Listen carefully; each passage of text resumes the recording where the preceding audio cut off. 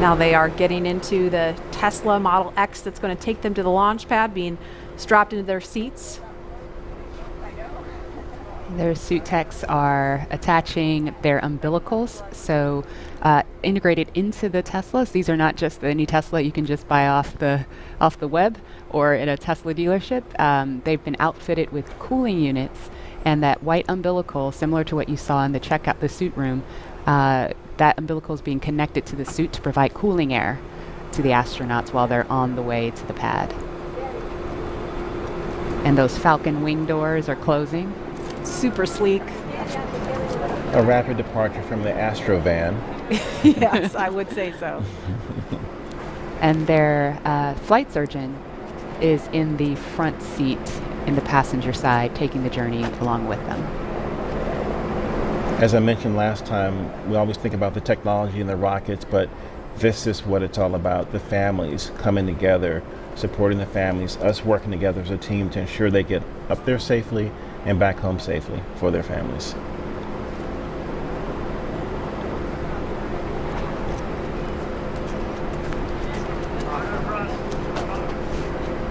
I couldn't hear everything they were saying, but I did catch Bob telling his son to be good for mom and make her life easy. As a parent, I appreciate that.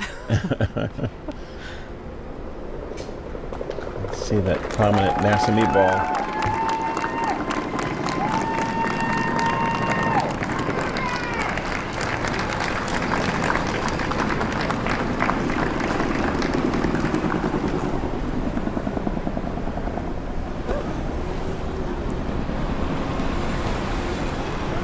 Now, as we watch the convoy begin their journey to Pad 39A, to our SpaceX and NASA family who over the years made this mission a reality and who have worked this launch campaign up to this point, we have you here in our thoughts.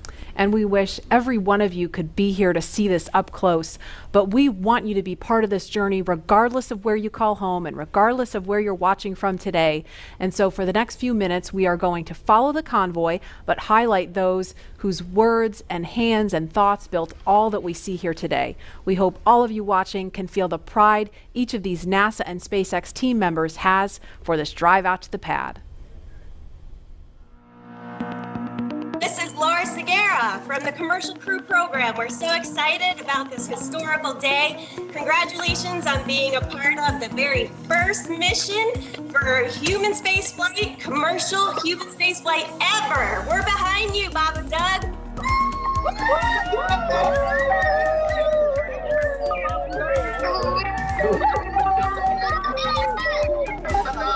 I'm Nicole from SpaceX in Cape Canaveral, Florida. Congratulations to SpaceX for hitting another major milestone, and safe travels to Bob and Doug. Bob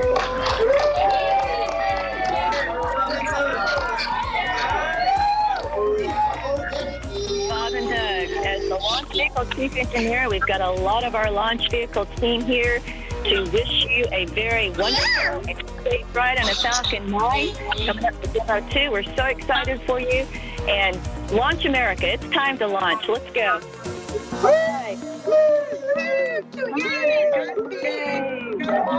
Launch America.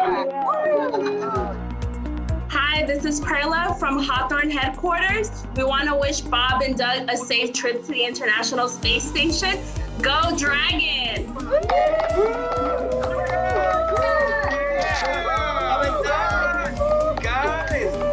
It's been 9 years in the making. This is such a historic time, and our team has worked so hard, and we're very excited to be here.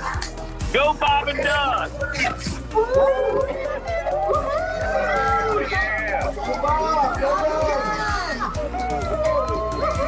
Hi, this is Sam from McGregor, Texas. Go Bob and Doug, go NASA, and go SpaceX.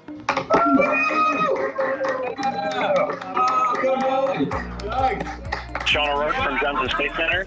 Bob and Doug, wishing you a great flight. I just wanted to tell you good luck.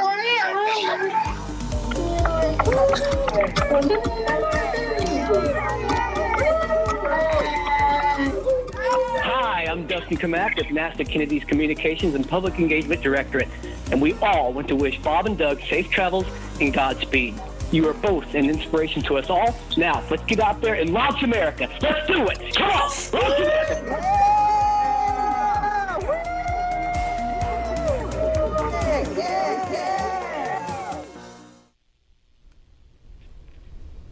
I love seeing that group of people. I mean, we saw all those different groups of folks from NASA and SpaceX, from all different walks of life that have come together to make this happen. And that was just a small fraction of them. Look at that shot. That is so cool. Wow. A little thumbs up from, I guess that's from Bob. Yeah, and you know, it took a little bit of creativity to get this shot to happen. We have a chase vehicle that's on the other side of the road, which is of course shut down, so we could get a camera in there and follow them out. So we are really thankful to Kennedy Space Center Protective Forces for helping us make that happen, so we could see Bob and Doug all the way out to the launch pad. My ride out was a little bit different than what they're experiencing in this Tesla, because we had the Astrovan had bench seats on each side, and we could look across at each other as we were driving out. And it was moments where we would tell some jokes and look, but sometimes we would just look at each other, and we had such gratitude for having this opportunity to launch into space and to think about all the people that had a hand in helping us get in that vehicle to drive out to the launch pad, to get ready for this momentous moment. And I think that's probably, even though they're sitting, side by side, I think they're probably thinking of the gratitude and the people that have helped them get here, so that they can be on the, the pointy end of the rocket, getting a chance to go up to space. It's just a momentous moment. And they're listening to some tunes too, I heard, right, Lauren? Yeah. There are at least 3 songs on their playlist that are super interesting. The first is AC/DC's Back in Black. You know that one. Yeah, well, who doesn't? Right. Another one that they're listening to is the elevator music from the Blues Brothers film, The Girl from Ipanema. Oh, Leland. Okay. Got another career. That's enough. Career number 3. That's enough. Right. NFL, astronaut, musician. Yep. And of course, they are also listening to the Star Spangled Banner, the Army French Horns version. Now, we didn't have tunes in the Astrovan. No? And I know that the Tesla has a really kicking stereo system. Is that still the custom stereo system that's in the Tesla? I haven't been in this one, so I don't know what they're rocking, but I'm sure it's pretty cool. And again, just for some perspective, they left the operations and checkout building just a minute ago, and so it's about a 9-mile drive from there to the launch pad. It takes them around 20 minutes, kind of depends on how quickly they're trucking.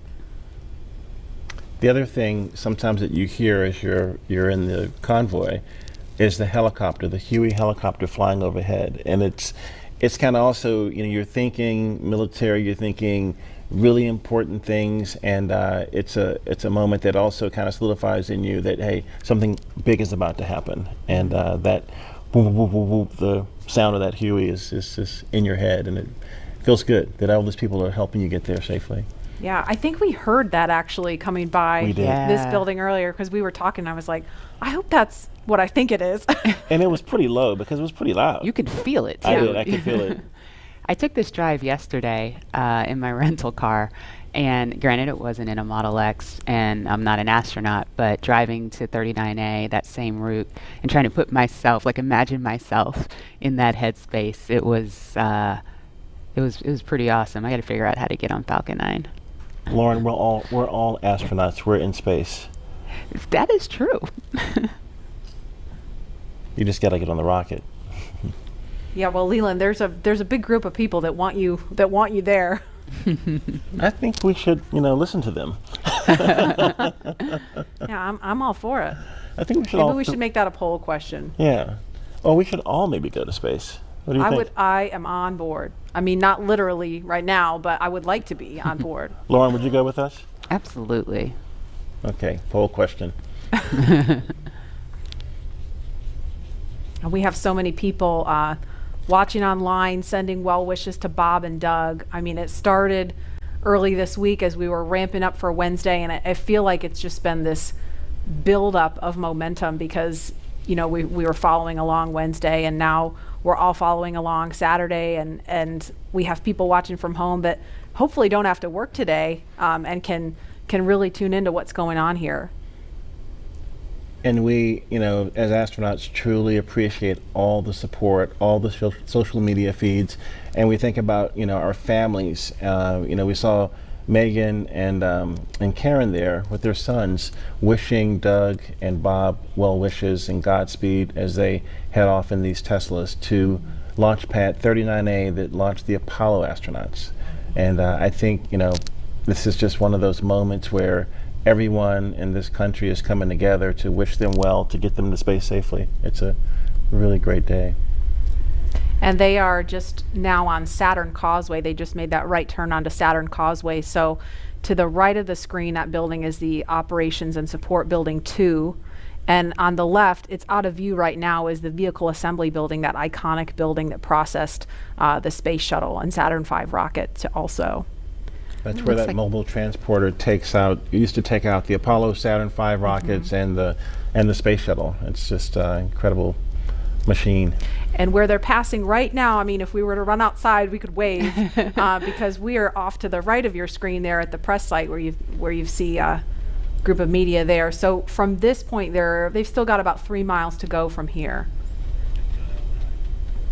I'll see you guys later. I'll be back in a minute. You're gonna go hop in. And obviously, it's not just Bob and Doug's Tesla. There's a number of cars in that convoy. They're being escorted by Kennedy Space Center Protective Forces and also SpaceX security. They have a flight surgeon there with them. And we've seen just a sprinkle of folks along the way. Normally, we'd have a whole lot more people out here watching this, but we really appreciate you watching online and from home. Again, wherever you are, at the beach, watching on your phone, your tablet, your whatever mobile device you have, we're going to be here every step of the journey, taking you through it moment by moment. There's a cool shot with the worm on the roof. There we go. The second place worm, yes. The second place worm. So, Leland, when I drive down this road on the way to 39A, on the left, there's that area where the crawler used to drive. Do you tell us a little bit about the crawler? Yeah, right there you can see the kind of the gravel where the crawler actually crushes that gravel almost into sand. It's so heavy. When the shuttle will go out and the Apollo Saturn V rocket will go out, and it's just, this thing moves at a glacial rate to get out there because it's got this huge rocket or shuttle on it. But I had a chance to see that when my shuttle went out one day with Alan Poindexter. And it's just this enormous, tracks and vehicle, but you guys do it in a different way, don't you? You don't go out of the vehicle assembly building. You have your own building. Yeah, we have a hangar right there on the pad, so we just roll the rocket up the hill. You kind of do it like a Soyuz, where you just raise it up right there from horizontal to vertical, and it's done. Yeah. Horizontal integration, so you don't need an enormous building in order to process the rocket and mate drag into it. And then once you pin into the pad at the very top of the hill, you raise it up vertical with the transporter erector. And again, all these efficiencies to help us get people to space faster and safer. And this is going to be the future of space travel. And also the relationship between NASA and SpaceX working together as a team to get people up. And at this point, the convoy is approaching pad 39A, and they're entering what is known as the BDA, or blast danger area. Now, before any pad technicians, engineers, or astronauts enter that area around the launch pad, the SpaceX and NASA teams do an internal go, no-go poll to make sure everything is clear. This storied launch pad, which has been the beginning point for so many firsts, is the perfect backdrop for today's historic launch that marks a new first and a new era in human spaceflight.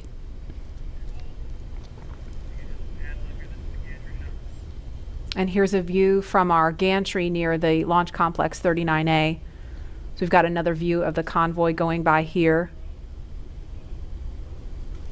If I had to count up all the cameras we have all over the place for this, I'd be here all day.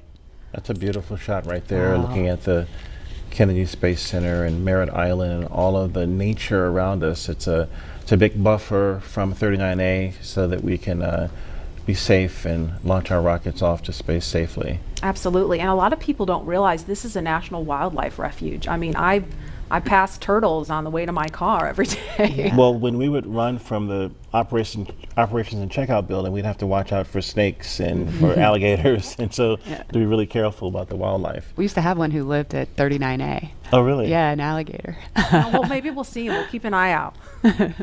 Tweet at us if you see any. Did you name him Worm? Ooh, I was ahead of my time. I don't know how an alligator would feel about being called Worm, Leland. Yeah, well.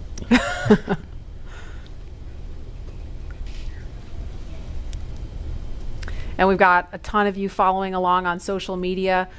Lynn says, as a fellow Missourian, we're so proud of Bob.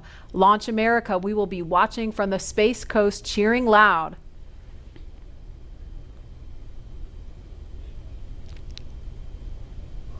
And another comment, Godspeed and good luck, Astro Benkin and Astro Doug, hashtag Launch America. There you see the SpaceX horizontal integration facility. It's on the left of the screen now. We saw the front of it from the other angle. Or I'm sorry, no, there it is. I was getting my buildings mixed up, so it's on the right now. Yeah, Bigger building.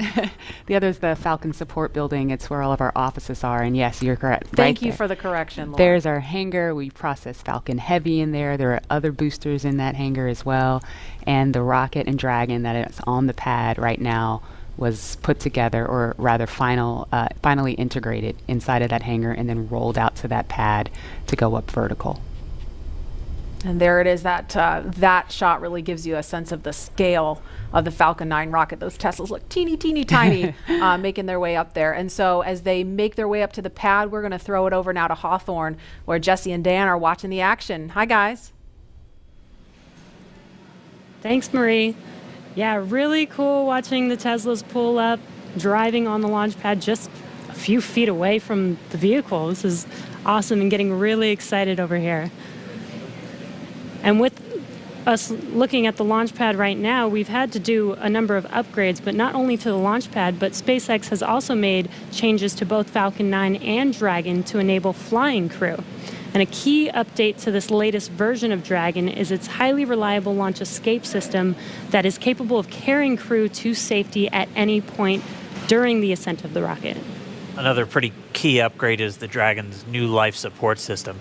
As you can imagine, flying humans requires keeping a habitable environment throughout the entire flight, and that means covering everything like providing breathing air, keeping the capsule at a safe pressure, keeping it free of contaminants, removing any carbon dioxide in the air, regulating the temperature, the humidity, all of these things, and also implementing that waste collection system, aka the toilet. That sounds pretty important.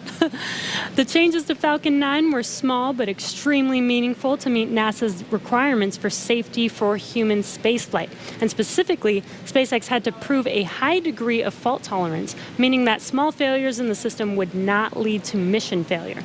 Falcon 9 was already able to handle engine failure, but new emphasis was put on making sure that a failure throughout any phase of launch would not mean mission failure. And this goes all the way down to latches, control valves, electronics, wiring, and so much more.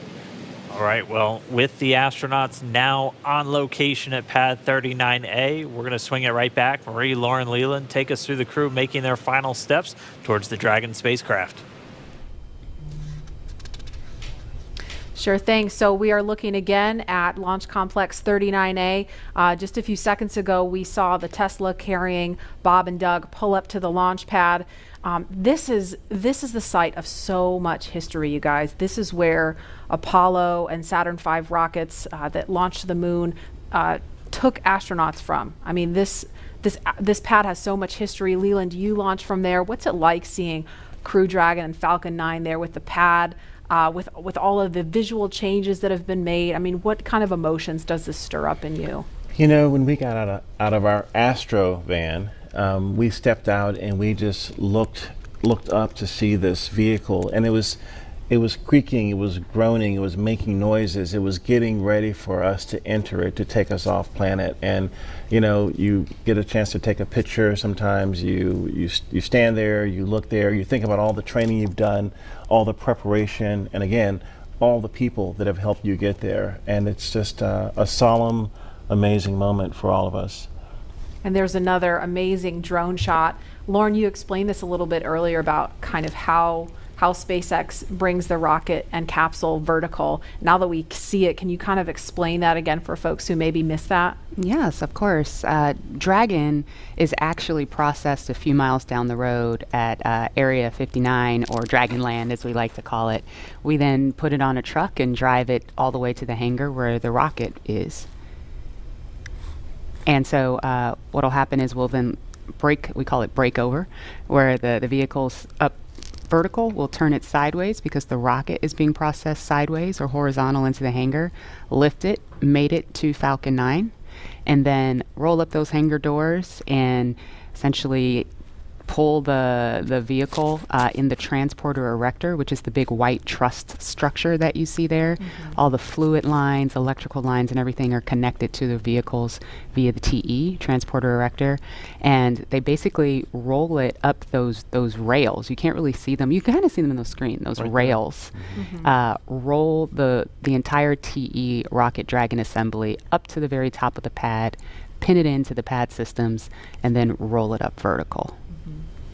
And we are about T-minus 2 hours, 57 minutes, 44 seconds and counting.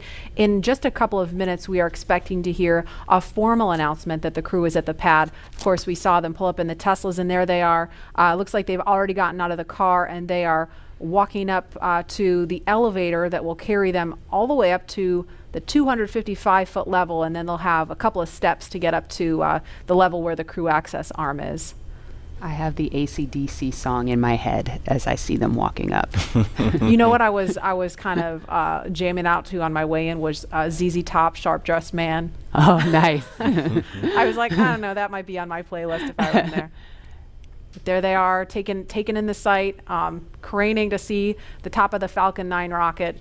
It's 230 feet tall if you round up, and then Crew Dragon is another 27 feet from the bottom of the trunk to the top of the nose cone. So when you're out there in person, it's really hard to describe just how large it is.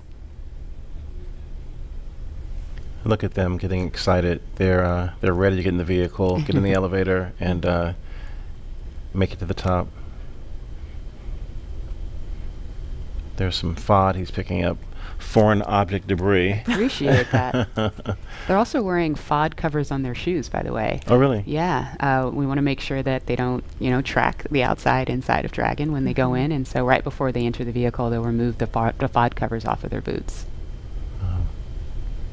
You take for granted, just the little details like that, all of the thought and preparation that has to go into literally every single piece of this operation.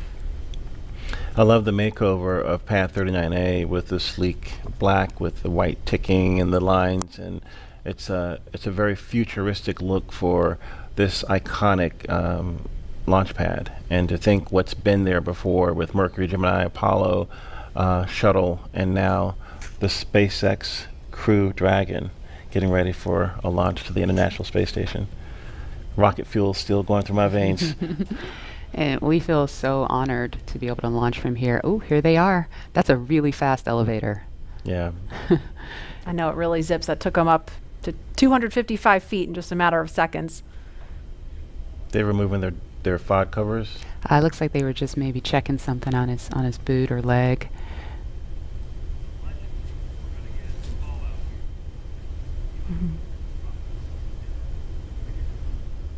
And we should hear a call any moment that the crew has arrived at the pad as they make their way up the stairs, and they're headed to the crew access arm now.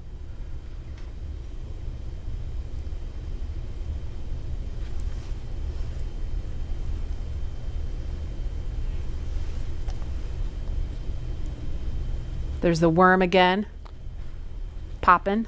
You know it. Meatball. Don't worry, there's a meatball on Crew Dragon. Those white arrows you see there are essentially illuminating the way for anyone who's up there to find their way to the escape baskets in the event of an emergency that would require them to get far away from the rocket and the pad. And it's hard to tell from this angle, but there's actually a phone right here, and I can't tell if it's Bob or Doug that's using the phone right now. But Leland, can you explain the significance of that? It's the same phone that was there during the shuttle days. Yeah, you get a chance to talk to maybe friends or family that you haven't had maybe couldn't come to the launch. In this case, it's quite a few people, but just to have that last moment to talk to someone before you get in the vehicle. It's a beautiful view.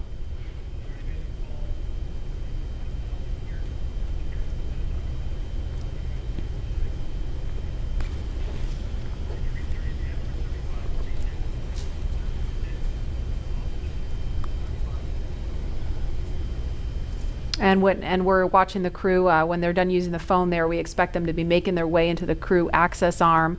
And coming up at about T-minus 2 hours and 35 minutes, the astronauts will ingress, or that's a word we use to describe climbing into Crew Dragon. And we saw Doug do it a couple minutes early on Wednesday. They were a little bit ahead of schedule, so that time could be a little bit flexible. But that's going to happen with the assistance of the suit techs, and they will get strapped into their seats. And so with that coming up, we're going to head over to Hawthorne for a preview of what's in store for the future in space travel. Jesse? Thanks, Marie. Yeah, shortly after we begin to regularly fly NASA astronauts to and from the space station, SpaceX will also begin flying private passengers to station and beyond using Dragon. That's right. NASA is enabling up to 2 private astronaut missions to visit the station each year, just as part of our support of the broader economy in low Earth orbit. It's one of the many ways NASA's working to just open up access to outer space for companies to manufacture products in microgravity, for any new commercial modules in space, and really just to enable more people to be able to explore the stars firsthand. And the more people out there exploring the stars, the closer we become to becoming a multiplanetary species. Earlier, we showed you a first-hand look at where you would train if you were to fly with us on board Dragon, but now let's take a peek inside of the spacecraft itself.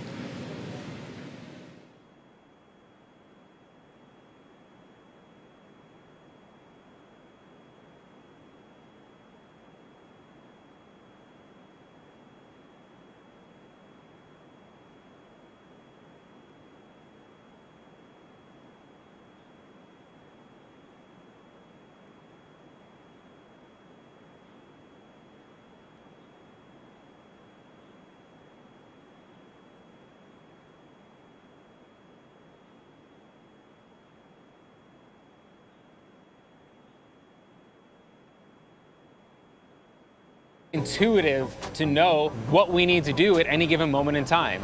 When I think about comfort for the astronauts, it's really every aspect of how you could interact with the spaceship that comes to mind. We have 3 different seat sizes. We even go so far as molding the foam around the astronaut's body so that there's not any pressure points, and it's just generally a pleasurable journey to space.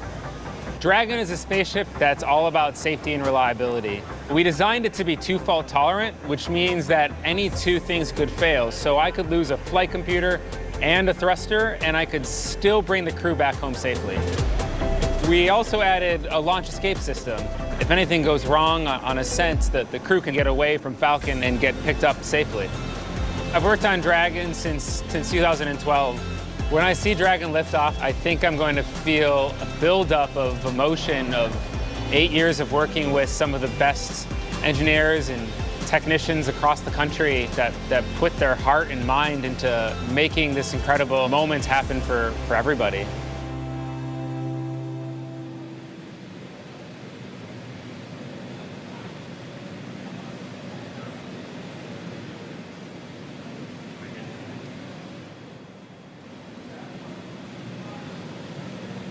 All right, so that was a detailed look inside Dragon. Here's a live look at 2 astronauts about to climb right in. If you're just now tuning in, you're watching our coverage of the mission known as Demonstration Mission 2 or Demo-2. 2 days, SpaceX and NASA are going to be sending people into orbit on a mission to the International Space Station from U.S. soil for the first time since 2011. Bob Behnken and Doug Hurley are the NASA astronauts flying today, and you can see them right there on screen. They are just right next to their ride up to space. Yeah, very exciting. So as you can see, they have already arrived at pad 39A, where Falcon 9 will lift off from at 3:22 p.m. Eastern time today.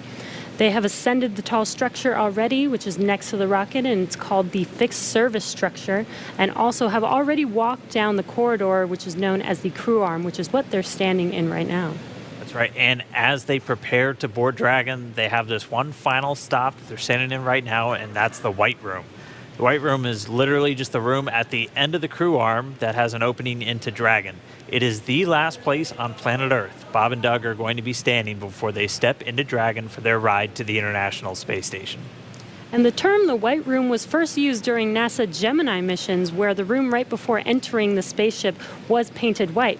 And as you can see, we've continued this tradition with painting ours white as well. And on Wednesday, they actually started a new tradition by signing the wall in the White Room.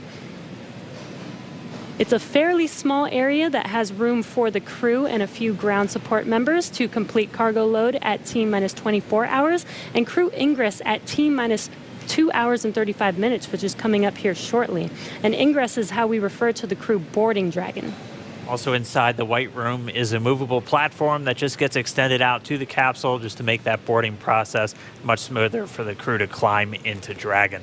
As you might expect, it's also environmentally controlled. You can see kind of a big seal right up against the side hatch, and that's just done so Dragon can be open while keeping all the dust, dirt, and the Florida humidity out of the capsule, making sure it's pristine for the crew. And so that seal is going to stay in place until they begin to retract it, get the arm ready to move out of the way, and by that point the hatch will already be closed. And the White Room also has lots of tools in order to open the side hatch, complete crew ingress, and prepare for any contingencies or emergency that may be encountered. And right now they're just in the White Room. They're getting a final briefing. You can see them with a number of different pad technicians. Everybody on that team has a specific job. Some are suit specialists who are going to help Bob and Doug get connected to their seats. Some are specialists with the Dragon capsule itself and are going to be responsible for closing the hatch. And we also typically have a photographer in there just to help kind of capture these moments as the crew gets ready. So right now we're watching, and we can see them start to line up there. We'll see Doug Hurley go in first, and so he'll be the first one through the capsule, and he's going to be ingressing. That's just our spaceflight term for entering. You're going to hear a lot of these terms throughout the next couple of days as they make their way up to orbit. Ingress getting in, egress coming out. And they're also doing that final FOD check, making sure that the crew don't have any foreign object debris, dust, dirt, anything that could interfere with the systems on Dragon just before they get in. Right, as Leland and Lauren were mentioning earlier, they do have stuff on their suits to protect from FOD, and they have FOD covers on their boots, as they mentioned, as well as on their umbilical port on their suits, and that needs to be removed before they can ingress. Minutes. The crew has arrived at the White Room, and its ingress is in progress on schedule.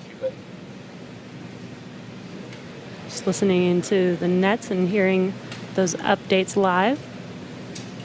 Yes, once the FOD check is complete, they can enter, which is happening live on your screen right now.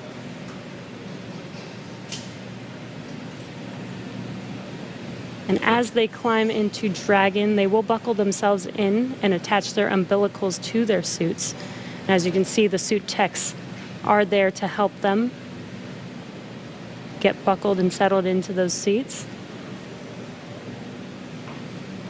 And as we mentioned earlier in the broadcast, the suit's primary function is to protect the crew in the event of a cabin depressurization. So the suits help keep them cool, as well as delivers nitrox in case there is a suit depressurization. As we go through this, we saw Doug Hurley go in first. He's the commander for this mission. He's closest to your screen. And then Bob Bankin's just next to him, and they're going to get some assistance from these suit techs as they get in. There are 4 seats inside of Dragon for these missions, and they are numbered 1 through 4 if you're looking from the perspective of the suit techs inside the hatch, going from right to left. So Doug Hurley is in seat 2, that's the commander seat, and Bob Bankin is in seat 3, which for Crew Dragon's the pilot seat. And then obviously we don't have anybody in seats 1 or 4 today. Crew Dragon is designed to carry 4 astronauts, though, on future NASA missions, and we'll see that on Crew 1, which will have 3 NASA astronauts and 1 from our partner agency, JAXA. And then directly above the crew right now, but right in front of them, once their seats get rotated, are the 3 displays that they'll use throughout the flight. And that just gives them insight into all of Dragon's systems. It allows them to take control of the vehicle and manually fly it, which we'll see them do hopefully only twice during 2 manual flight tests. As again, Dragon's autonomous, but they can jump in and take over if they need to. And as Dan mentioned, the displays are above them right now, but those seats will rotate back for launch position so that they can easily access those displays. So coming up next, the crew will do a comm check once they're all settled in. And that's so that they can check to make sure that they can hear mission control, and then after that, their seats will be rotated into position. So let's check in with John Innsbrucker for the latest on the health of both of those vehicles. John, what's the status update today? We're at T-minus 2 hours, 43 minutes and counting down for the launch of Falcon 9 with Dragon to the space station. As you see, the Dragon launch pad team has obviously arrived at the pad. They got there shortly after T-minus 4 hours, opened up the side hatch on Dragon, got ready for the arrival of the astronauts. We saw the crew come up the elevators, walk over and enter Dragon, and they're now getting situated inside the capsule. Now the flight team is monitoring data from Dragon. They most recently have completed a command and telemetry check of the radio frequency system on Dragon through the tracking and data relay satellite network. That looked to go well. There are no issues in work as we watch the astronauts getting situated in their seats inside the Dragon spacecraft. The Falcon 9 team is preparing for final checkouts and propellant load. Those checkouts are due to begin at T-minus 2 hours, some 42 minutes from now, when the launch crew officially gets on console in the firing room. All systems on Falcon 9 are currently go. The range continues to be green on the support side. The areas around the pad obviously clear except for the folks doing the entry into the capsule. Air and sea space are clear. We hear helicopter go by from time to time. The big concern is the weather forecast. We are continuing right now at a 50% probability of violation of the weather constraints. The big concerns are going to be the thick clouds, precipitation, possibility of lightning. I mentioned earlier, normally you get a strong sea breeze from the ocean that pushes inland and keeps the clouds from Central Florida from building up. But today the sea breeze is fairly weak, so we expect the thunderstorms will get closer to the launch pad. We're also checking downrange conditions. If there's a contingency splashdown of Dragon, we're looking at essentially the wave heights, lightning, rain along the trajectory. Right now it's marginal, but it is still go. We do expect that to improve slightly during the day. So fingers crossed there that the downrange weather looks good. But right now at T-minus 2 hours, 41 minutes as the clock continues to count down, all systems are go for launch. All right, thanks, John I. And as we watch Bob and Doug get buckled into their seats, I'm joined once again by SpaceX's Jessica Jensen, just to kind of walk through everybody what made Dragon a 21st century spacecraft. So first off, thanks for coming in today. I know you got to come in for a launch. That's always tough. Of course. Walk us through again kind of Dragon's life history. I mean, we have one in a clean room pretty soon right behind us. Walk us how we got to where we are today to have Bob and Doug climbing into that spacecraft. Sure. So SpaceX was founded to make life multiplanetary. That was why Elon started the company back in 2002. But also when he founded the company, we were a very small company for several years. And so we had to look for opportunities to, hey, how do you go from being a small company to actually putting people into orbit? So when NASA came out with the need to fly cargo to and from the International Space Station, we jumped on that because we said, hey, first, not only is carrying cargo to and from the space station cool, I bet we could actually then fly people to the International Space Station. And hey, for 8 years now, we've been flying cargo. Yeah. And then now we have transitioned over into flying crew and cargo together. So that's basically been the evolution of Dragon, and it's been awesome. And I know when we see Falcon 9, we get to talk a lot about reusability. Everyone is very familiar with the first stage coming back down and how cool that looks.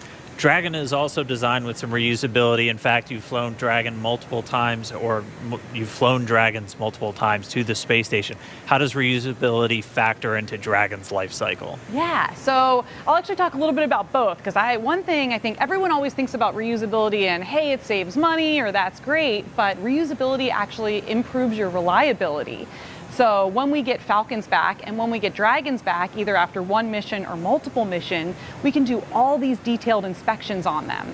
And that's super important because when you fly a vehicle, you can only have so many sensors on it. You can't put a sensor, every single inch of a rocket or a spacecraft. And there's already way more than I think anybody realizes. Exactly. But so, especially for rockets that wind up in the ocean, some people don't have any idea of what they actually went through. So the fact that we get all the hardware back, we were able to inspect literally every square inch of it and make small design changes that actually improve reliability for the whole fleet. So even though Bob and Doug are on a brand new rocket and a brand new spacecraft, those spacecraft are actually more reliable based on the knowledge we've learned from reusability. We've walked people through a lot of the new systems on Dragon. What are just some of the cool things that are maybe beneath the surface that people don't know about with Dragon? So I think one of the coolest things is the autonomous docking system. And what that is it's basically we have, GPS sensors on Dragon, but then we also have cameras and imaging sensors such as a LiDAR on basically the nose cone or the front part of Dragon as it's approaching the space station. And all these sensors are feeding data back to our flight computer to say, hey, how far away am I from the space station? What's my relative velocity to the space station? And then that feeds into the flight computer, which has algorithms written by our engineers to say, okay, based on how far away you are in your rates, here's how you fire the thrusters to most effectively get to the docking target. And I think that's just super cool. Well, I mean, we're all waiting for our cars to drive ourselves to work, and for Bob and Doug, that's exactly what it's doing for them. Exactly. And what I think is so cool is the computer does this just like flawlessly. It's easy. When I tried to do it, I failed miserably. I tried to dock Dragon to the ISS 3 times and I failed. Fourth time I got it. Good morning. And I will tell the public out there that on our website we actually have a Dragon ISS simulator, so you yourself can try and fire the thrusters and see how well you do. Maybe I'm just a bad driver, but I think the flight computer does a really good job. I think we all had fun with it. All right, well, we are just starting to hear. They're going to start up those comm checks with Bob and Doug. CDR, PLT, comm check, umbilical. So let's listen in. CDR, loud and clear. PLT, loud and clear. Core, loud and clear. Umbilical comm check complete. Stand by for ground station comm check.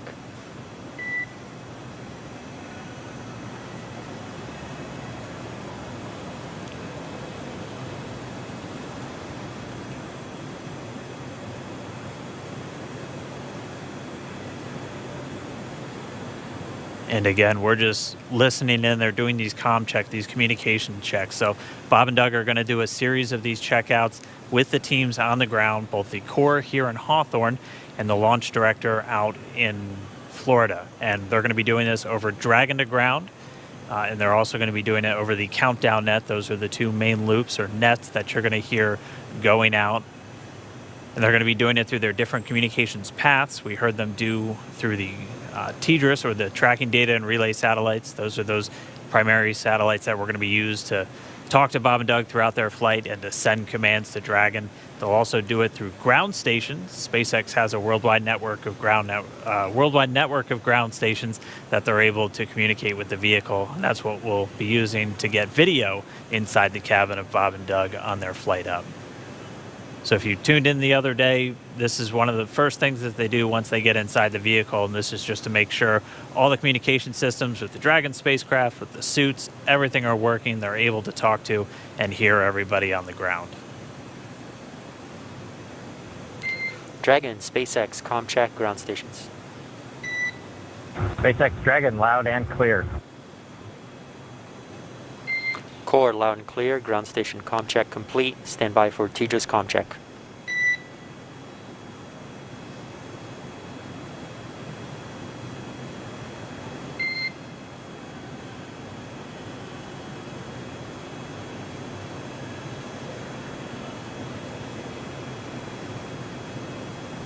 And just a reminder, you're hearing the core. That's the crew operations responsible engineer. That's, if you've followed NASA missions in the past, that's the Capcom position. That is pretty much the singular voice that's talking to the astronauts throughout their flight. And that's a position based here in Hawthorne, California.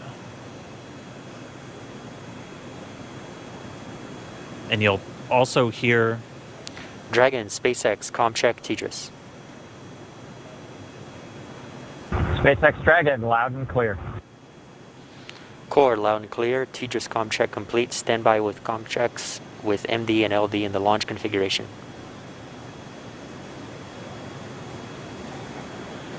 Dragon, MD on countdown 1. ComCheck.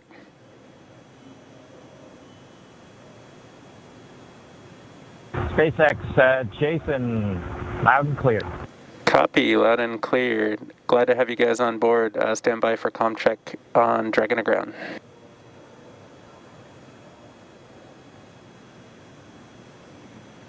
Dragon, MD, Dragon aground, ComCheck. MD Dragon, loud and clear. MD, loud and clear. Stand by for ComChecks with LD. Dragon, launch director on countdown 1, ComCheck. Good afternoon, Mike. Loud and clear. I have you the same, and good afternoon. Stand by for my ComCheck on Dragon to ground.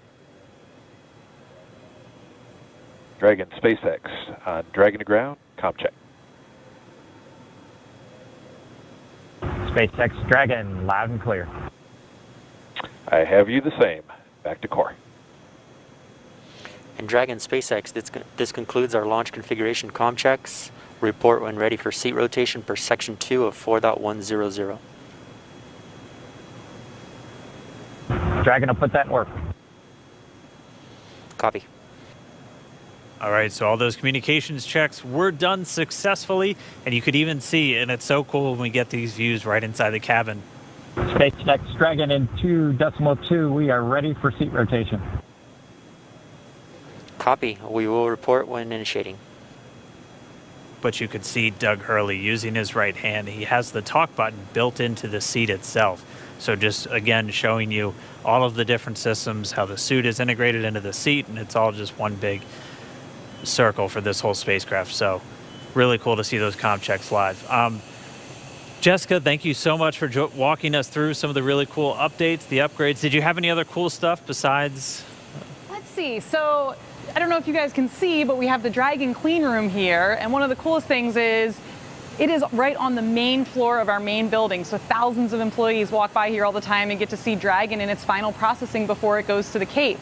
On Wednesday, the Crew 1 capsule was in here. It looked almost done. It looks a little empty right now, but that's because that capsule went off into our separate test facility for its final propulsion checks. So we do leak checks and things there, and we do that in a separate facility just because it's high pressure testing.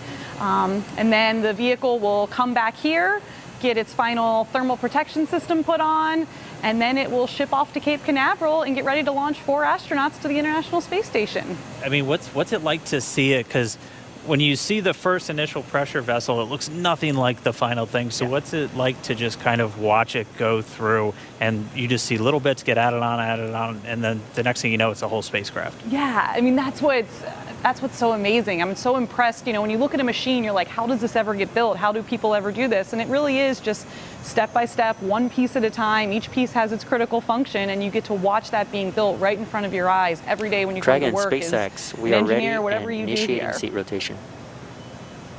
Dragon copies. And we just heard the seat rotation's about to begin. So, Jessica, thank you so much. Cool facts about Dragon for everyone to listen in on, and we can see the seats start to rotate now. Pretty soon, Bob and Doug will be in their launch configuration, and they'll be ready to go.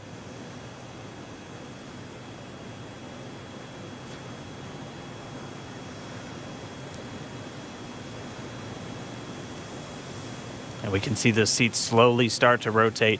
Again, they're in this down position just to make it easier to climb in and out of Dragon. They'll rotate to this launch position to put their backs a little bit more parallel to the ground.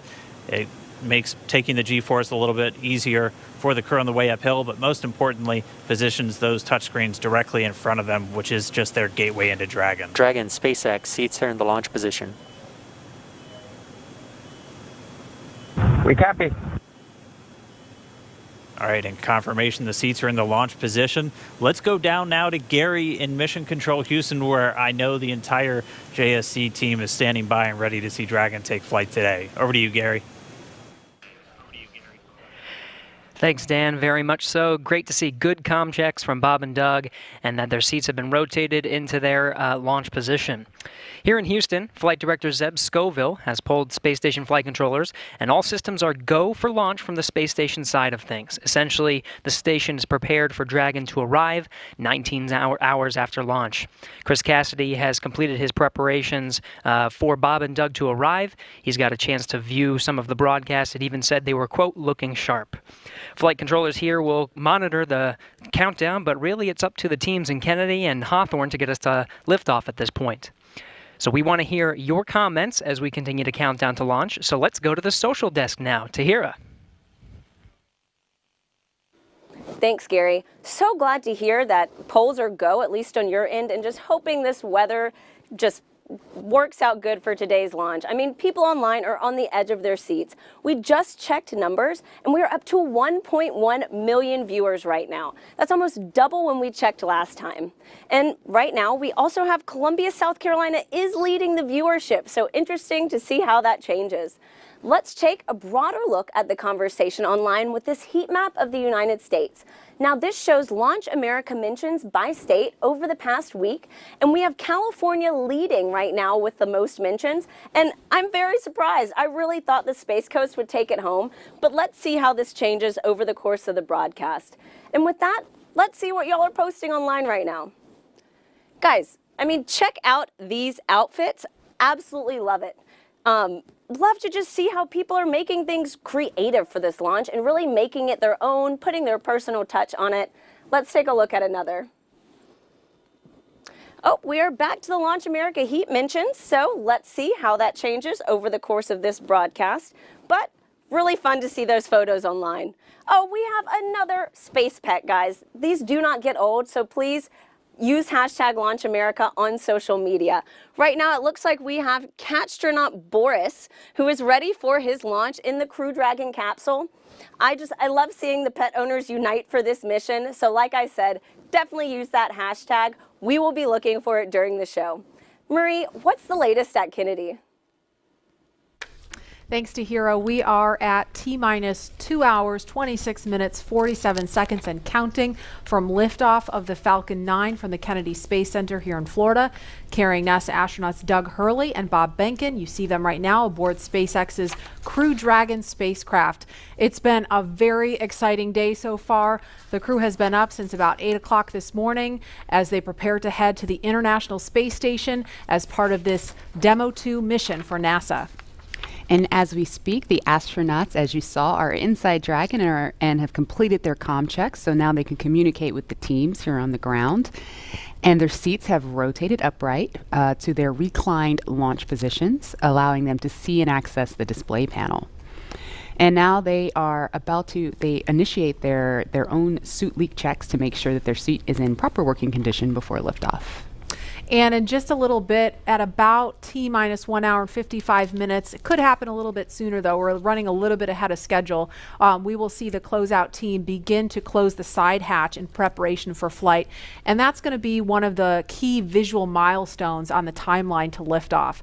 Now, we want to take you to a couple of special guests we have joining us. They are with Daryl Nail at the OSB-2 viewing location, NASA Administrator Jim Bridenstine, and also, Kennedy Space Center Director Bob Cabana is there with Daryl. Hi, Daryl.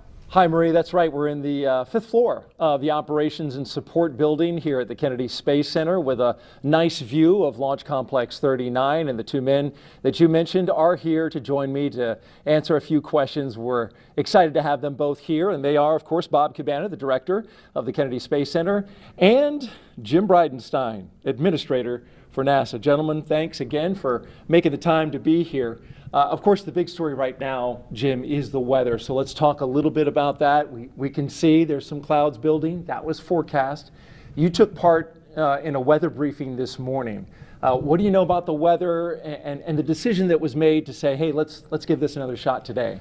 Yeah, so what got us last time was the electricity in the atmosphere, and of course today there are in fact buildups. It doesn't look like there are thunderstorms at this time, but they are expected.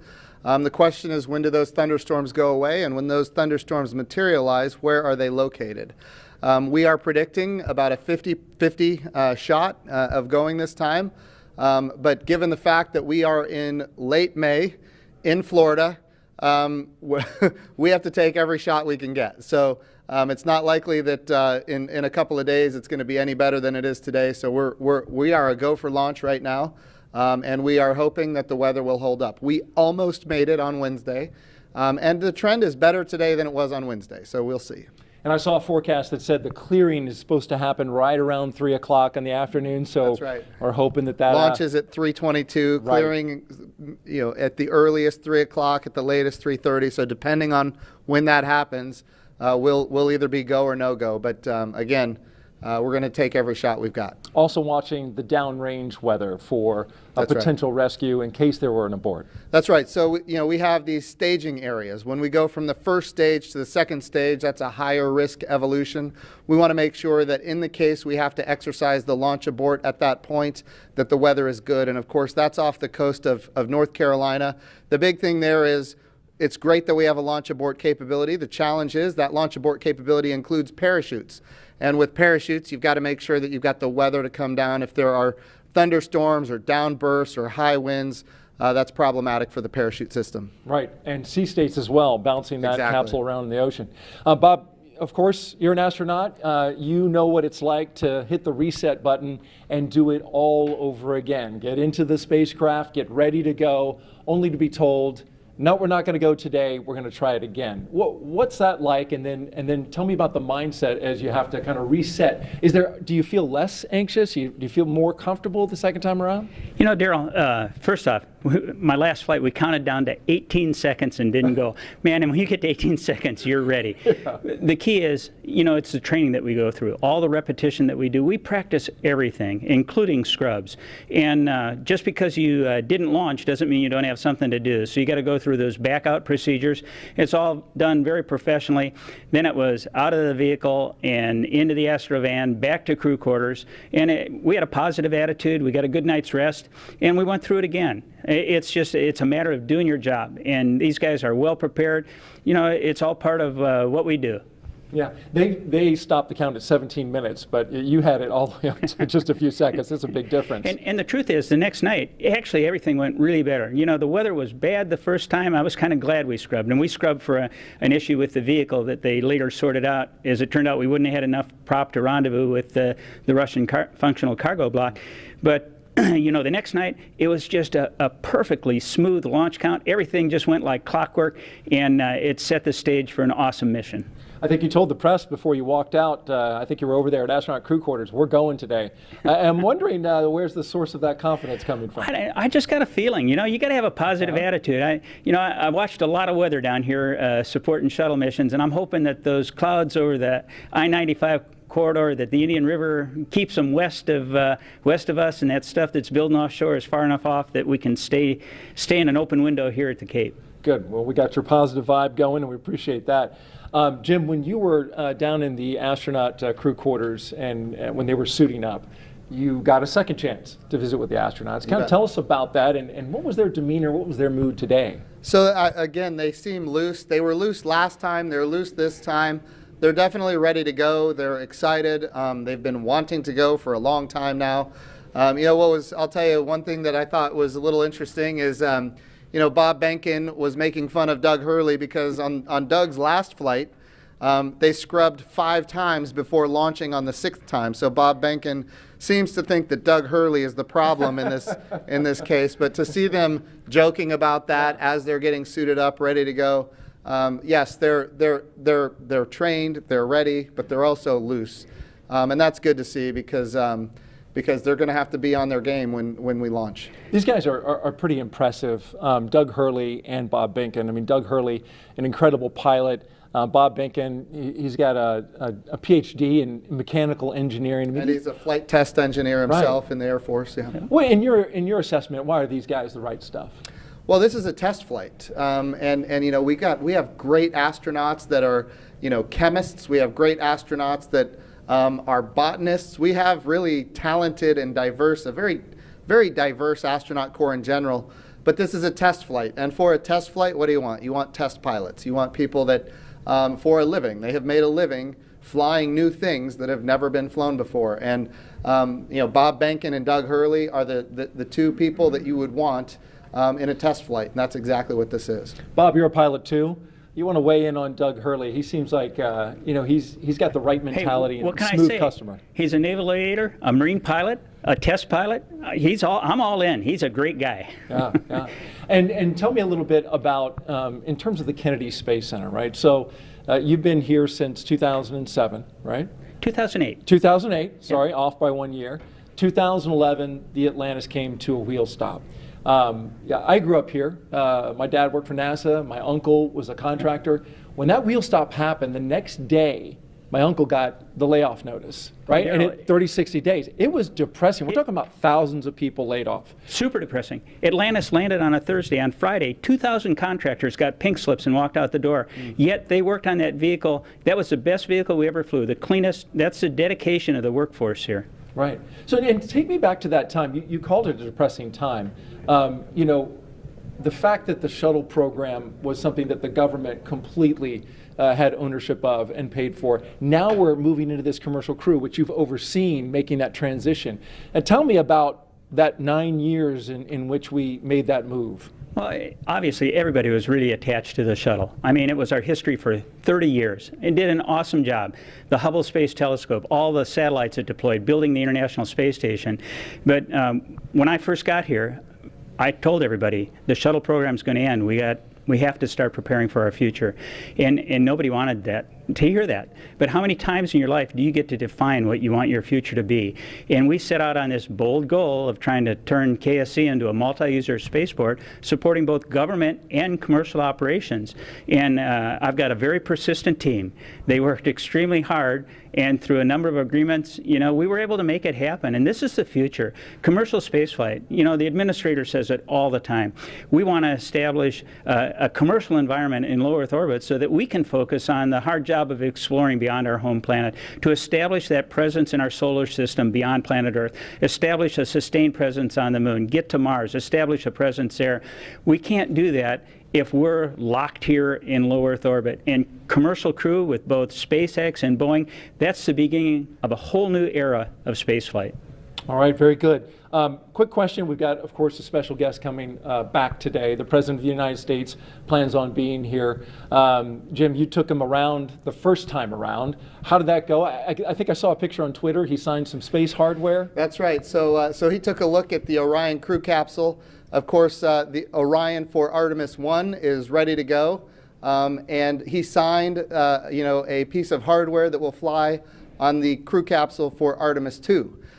So that's kind of, and not just him, but the First Lady and the Vice President and the Second Lady, they all signed it. So their names are going to fly around the moon on Artemis 2, which is exciting. But I just want to give Colonel Cabana a compliment here, because he did bring this spaceport through a very difficult time. And now it is a multi-use spaceport, and we do have commercial, and we have, in fact, even international launches here, and now we're going to have commercial crew launches. Bob has done a wonderful job transforming this spaceport. That's why we're doing commercial crew. NASA wants to be one customer of many customers. We want to have numerous providers that are competing on cost, innovation, safety, driving down costs, increasing access. But even better today, when I took this job just a few short years ago, our budget at NASA was around $19 billion. The budget request that President Trump gave us for next year is $25 billion. We are in a great position because the President is committed to space exploration. Of course, he's committed to the Space Force. We haven't had this much support for space since John F. Kennedy, and we've got bipartisan support. Everybody wants to see the Artemis program be successful. Everybody wants to see not just the next man, but the first woman on the moon, and that's what we're building here. Yeah, it's key to it all is that bipartisan support, and of course, what the work that Bob's been doing here. You can see the commercial activity all around this place. We're going to get to some questions on social media real quick that our audience wants to find out. So the first question is from James on Twitter, and he asks, what is the hardest part of going to space? And we're going to have to give that question to Bob. Well, Daryl, nothing's hard if you prepare for it. And what we are afraid of is stuff we don't have knowledge about.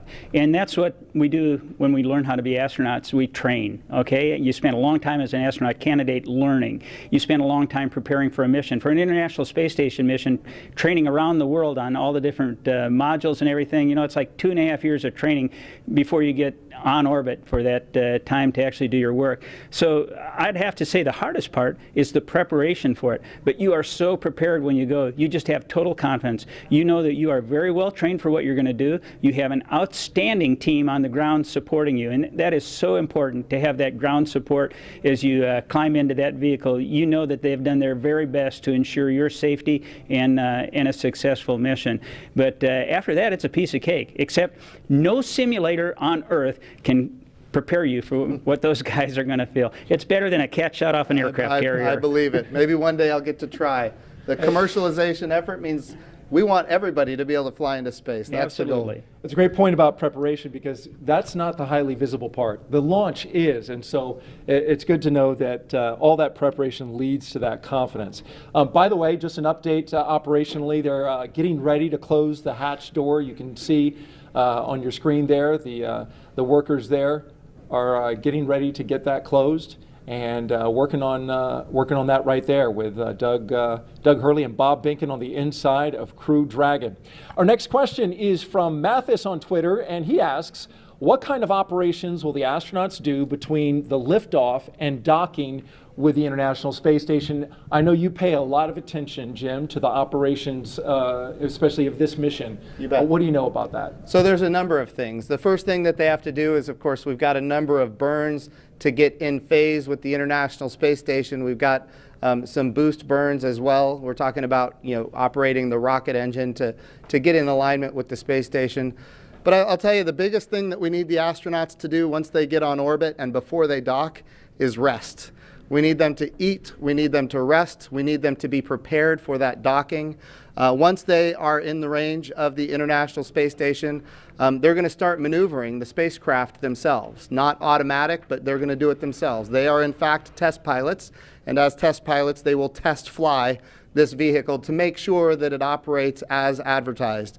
And of course then they will dock with the International Space Station. And a unique capability here is it's automatic rendezvous and automatic docking. And so we're going to be able to see that for the first time as well. That's going to be exciting to see. Thank you for sharing that with us.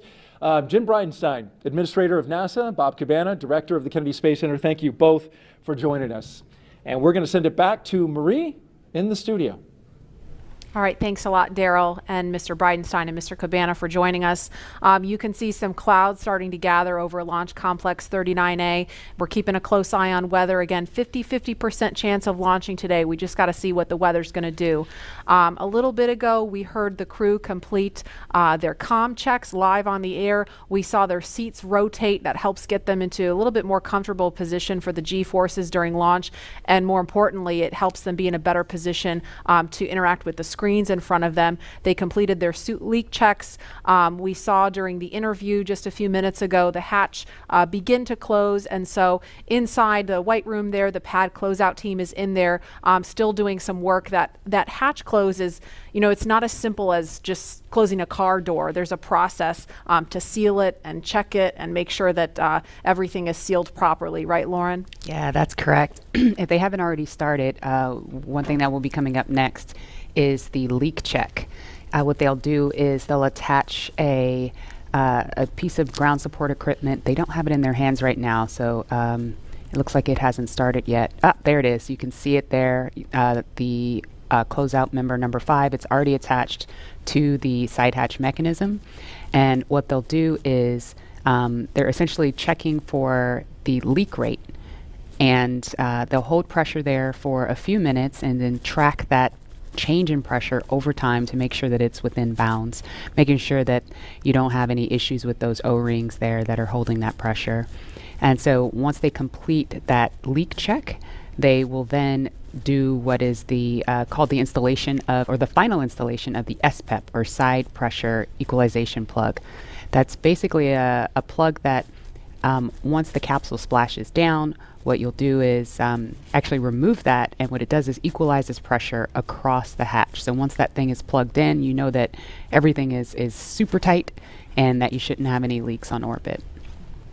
One of the other things that I think is pretty cool about Dragon, you can kind of see them on the edges there are some of the windows. And I know that Dragon started out as it was Cargo Dragon. You have your cargo version, and before you moved on to the Crew Dragon version, but you even had windows on the cargo version. Can you explain kind of why that was? Yeah, the very first Cargo Dragon that we ever launched had a window over the hatch, over the side hatch, and the reason we did that is we always envisioned Dragon to ultimately be a crewed vehicle.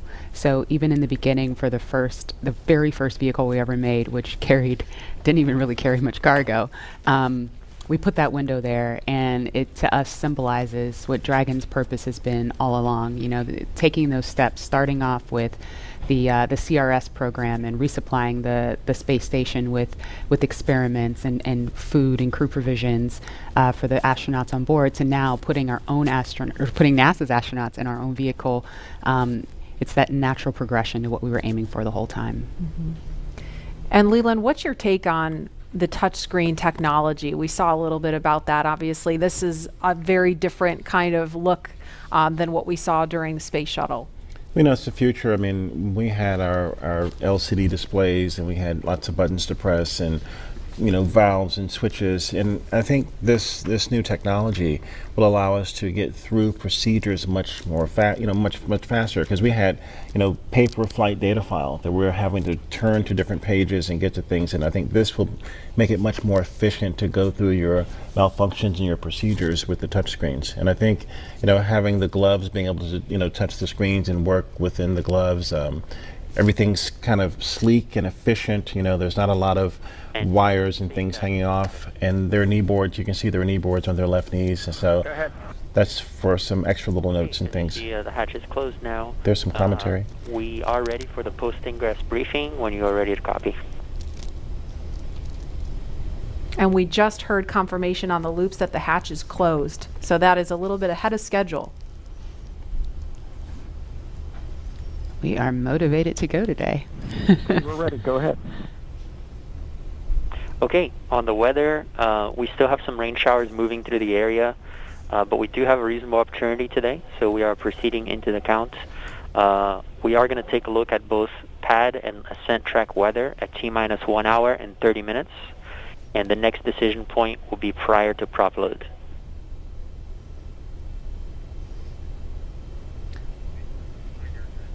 Okay, we copy. And on the vehicle health front, both F9 and Dragon health remains nominal, with no items of note. So we just heard the weather is still iffy. Good news. Thank you. The weather is still iffy. This concludes the post-ingress brief. Report when ready for comm checks with Falcon 9 operators.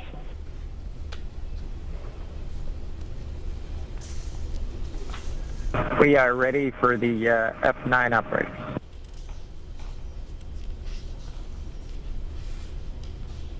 Copy. Expect that shortly.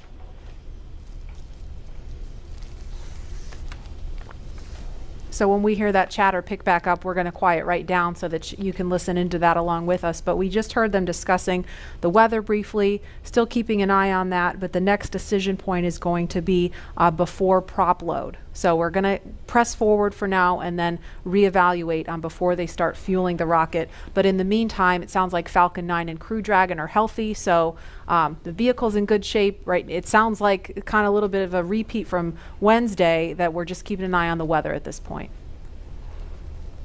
You can see on their left legs, well, in that previous image. And Dragon SpaceX comm checks with F9, you can expect it in about 1 to 2 minutes.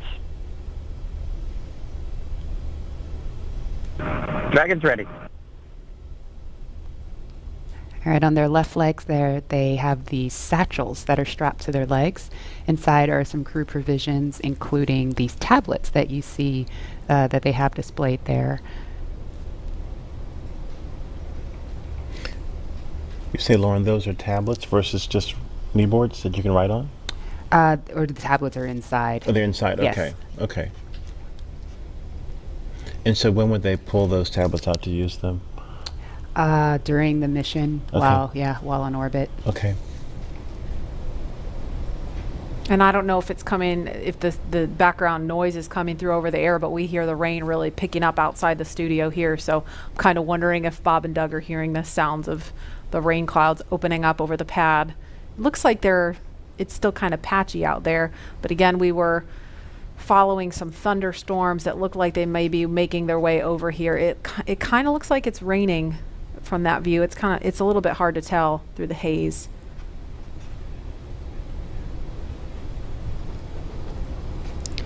All right, launch is now just over 2 hours away. Tahira, you are there with the social teams. Now that the hatch is closed and the rain's picking up and all kinds of exciting things are going on right now as we count down and get into the last 2 hours of the count, I bet things are getting pretty interesting on social media. Hey, Lauren. I mean, yes, they are. So many different things are going on right now, and I think people online are just wondering what's going to happen with today's mission. I have TweetDeck open right now, and it is just scrolling with the conversation of people around the nation talking about today's launch attempt. We also just checked viewership, and we are now up to 1.4 million people watching this live broadcast, so really hope things look good with weather. And on that note, let's take a look at some of the things being said on Twitter right now. So it looks like, we just have some more future astronauts. I really love seeing the young generation just getting mobilized, getting excited about today's mission. Looks like we've also got some Godspeed and safe travels for both astronauts today. Really do wish them the best of luck on the second attempt. Hope it happens.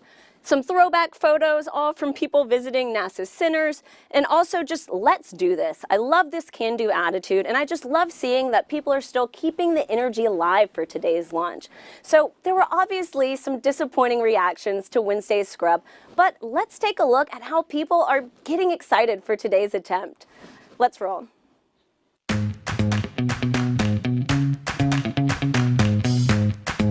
Ready for takeoff. Ready to launch America. 3, 2, 1, go!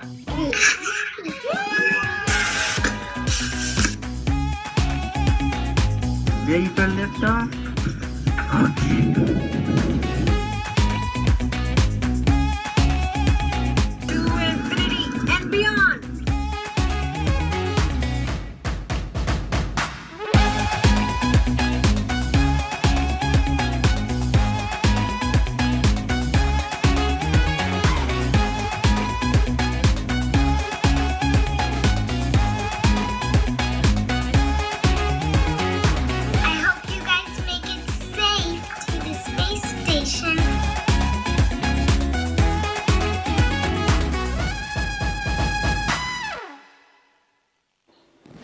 I mean, how fun is that video? I think I will definitely have to attempt the worm after this, but just really glad to see everyone in good spirits leading into today's second launch attempt, and I really hope everybody will have something to smile about.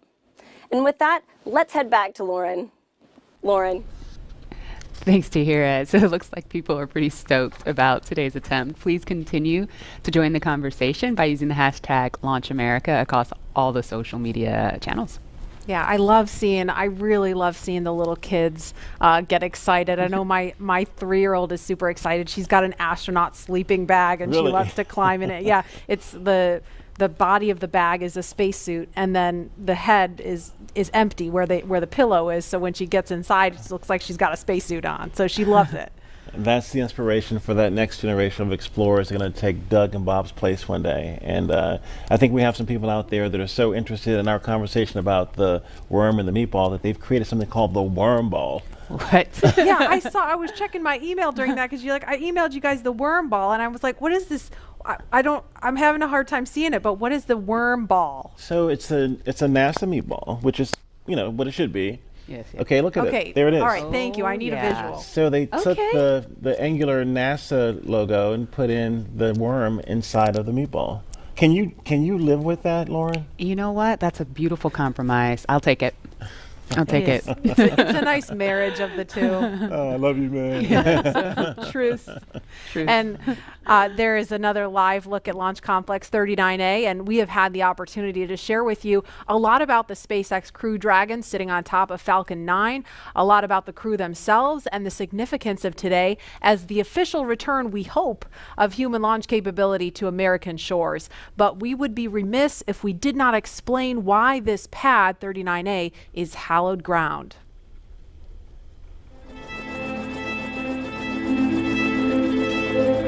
We're go, same tight, we're go. Altitude, velocity, light. Many of NASA's storied missions began their daring journey from the exact same spot on Earth. Launch Complex 39A at the Kennedy Space Center.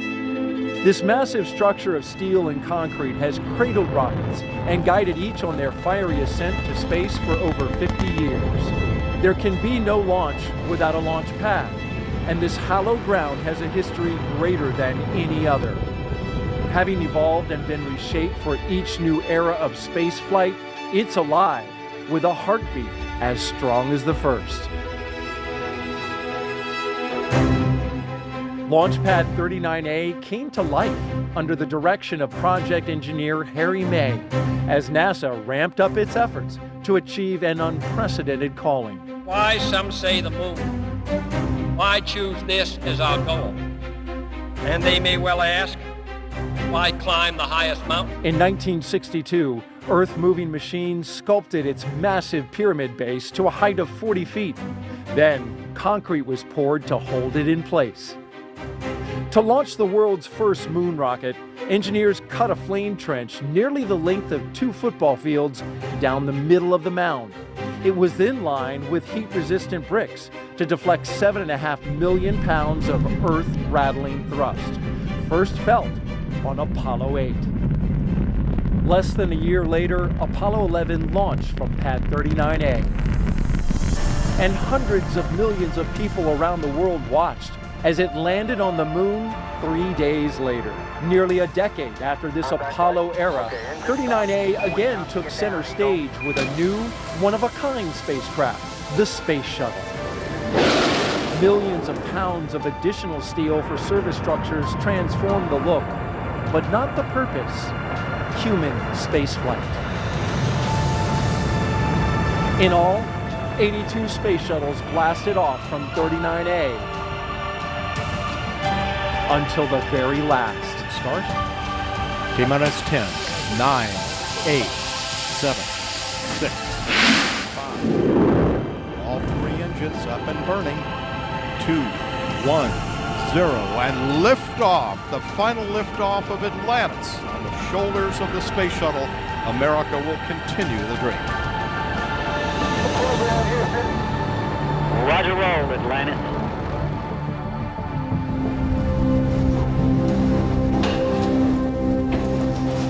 With the fleet retired, demolition crews removed the shuttle-era hardware to clear the way for NASA's monumental decision to lease this historic launch site to the private company SpaceX. Today, its sleek and modern design supports a family of rockets that has advanced the commercial age of American spaceflight. Now, 50 years after it first sent humans to the moon, this historic spaceport stands ready for the next wave of human exploration.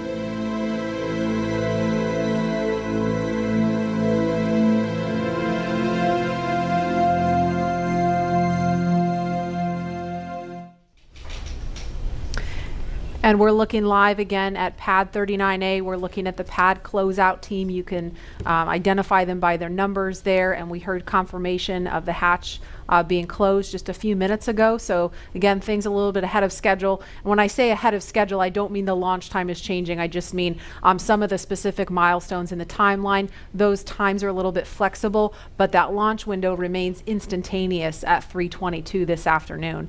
And Leland, you know, we just saw a piece about the history of pad 39A. All stations, Chief Engineer on countdown 1 for comm check with the crew. We're going to pause for that comm check. Falcon 9, guidance, navigation, and control. Dragon GNC on countdown 1, comm check.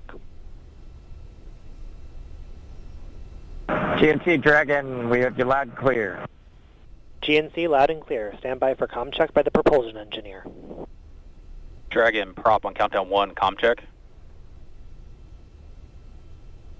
Prop Dragon, loud and clear. Prop loud and clear, stand by for comm check with the avionics engineer. Dragon, avionics on countdown 1, comm check. Avionics Dragon, loud and clear.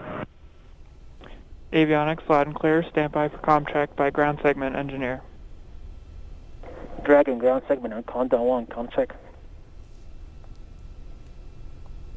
Ground segment Dragon, loud and clear. Ground segment loud and clear, stand by for comm check by launch control. Dragon, launch control on countdown 1, comm check. Launch control Dragon, loud and clear. Launch control, loud and clear, stand by for comm check by the Chief Engineer.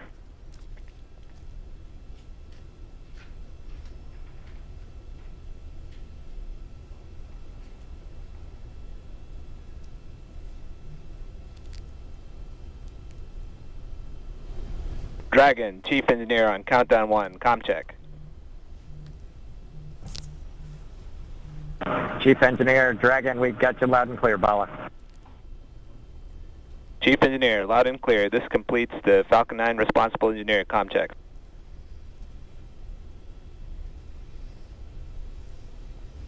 And we just saw a thumbs up from Doug Hurley. We listened to a series of comms checks there, and so everything. Chief Engineer on Dragon to ground. Loud and clear on Dragon to ground. Loud and clear. Well, good luck, and let's see if the rain clears up. That sentiment is shared by all here. Do it. Copy that.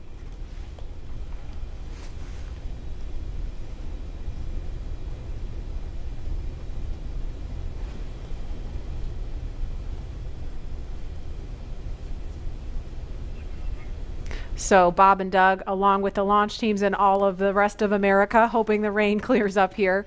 But as far as comms checks go, everything sounded pretty normal, pretty nominal there. So we're just waiting on the weather to clear up. But again, there's a live look at Launch Complex 39A, the site of 82 space shuttle missions where they began. And of course, Apollo, the first mission to the moon, Apollo 11 lifted off from 39A. And Leland, you were just 5 years old when that happened. Take us back there. Marie and Lauren, I was 5, and I was the antenna engineer during the broadcast. I was the kid standing behind the black and white Sylvania television holding the rabbit ears, and my dad said, move to the left, move to the right. And I was trying to look around the television to see what was going on, but they said, no, don't move, stay there. So I never actually saw the actual landing on the moon, Neil and Buzz walking on the moon. And the next day, all the my friends in my community were like, yeah, you want to be an astronaut? We just had this momentous thing. And I said, no. I didn't see it. I want to be Arthur Ashe, because Arthur Ashe trained 5 blocks down the street from where I grew up. And my dad talked about his excellence, his perseverance, his athleticism. And so it wasn't until I got to NASA, working as an engineer at NASA Langley, that a friend of mine said, you'd be a great astronaut. And I just laughed at him. And I didn't fill the application out, but another friend of mine got in, Charlie Camarda. And I said, if he can become an astronaut, I can become one. So I applied the next year and I got in the 1998 class. And I think about this, again, storied legacy, Pad 39A. I was there in 2008 and 2009, Space Shuttle Atlantis, the last one that came in with Doug and the rest of the crew. And it's just an amazing time to see this new era with Lauren, with your SpaceX Crew Dragon about to take off. I never heard that story. I've got a million stories. A million stories. Wow. And it's so cool that, you know, you do have a lot of these kids that are watching today who have never seen a flight, a human space flight from KSC before. And this is their first time. And I'm trying to remember back, you know, I grew up in the shuttle era, and I grew up in Los Angeles, and I remember sometimes when the shuttle would land at Edwards Air Force Base, you'd hear those sonic booms. Double sonic boom. You hear the double sonic booms Yeah. in school, and we all just knew, oh, that's the space shuttle. It was just a thing. We just knew about that. And it did make me sad that there's like an entire generation of kids who didn't grow up with that experience. And I'm just so proud that, you know, today, hopefully, we get to provide that for kids and hopefully have more and more of these launches to the point where it becomes routine, hopefully never boring, but routine. And there's talent in every zip code, so you have to make sure that every kid has the opportunity to do these types of things. If they believe in themselves, and we give them the right tools that they can use to be in STEM fields. And, you know, we have a very diverse group of people up here working together to get Bob and Doug off safely. And I think more people that see this type of diversity will have a chance to say, I can do that too. Yes. Absolutely. And, you know, we have a lot of kids watching today, and we have an opportunity to hear from another really awesome role model, especially for the little girls in the audience. So we want to throw it over to Gary in Houston to talk to a very special astronaut standing by there. Hi, Gary. Hi, Marie. I have the distinct pleasure of being joined by one of NASA's record-setting astronauts and a recent resident aboard the space station, Christina Cook. Christina, thank you for joining us. It's great to be with you today. Christina, we're coming up on 20 years of continuous human presence on the International Space Station, and you were one of those humans. What's it like to see a new milestone like this launch unfold after so much history already? You're right, so much history indeed, and it's just been great to watch it all unfold. I think for me, the most exciting thing is how NASA is not only innovating in what we do, exploring the universe, pushing the boundaries, getting knowledge on the space station, bringing it back to Earth for benefits here, but in how we do it. We're innovating in the implementation of those goals and of our mission. And what that means is that bringing in the private sector, bringing in a commercial space economy for low Earth orbit means space is going to be more accessible and more innovative. And it's just an awesome new era of history to be able to witness.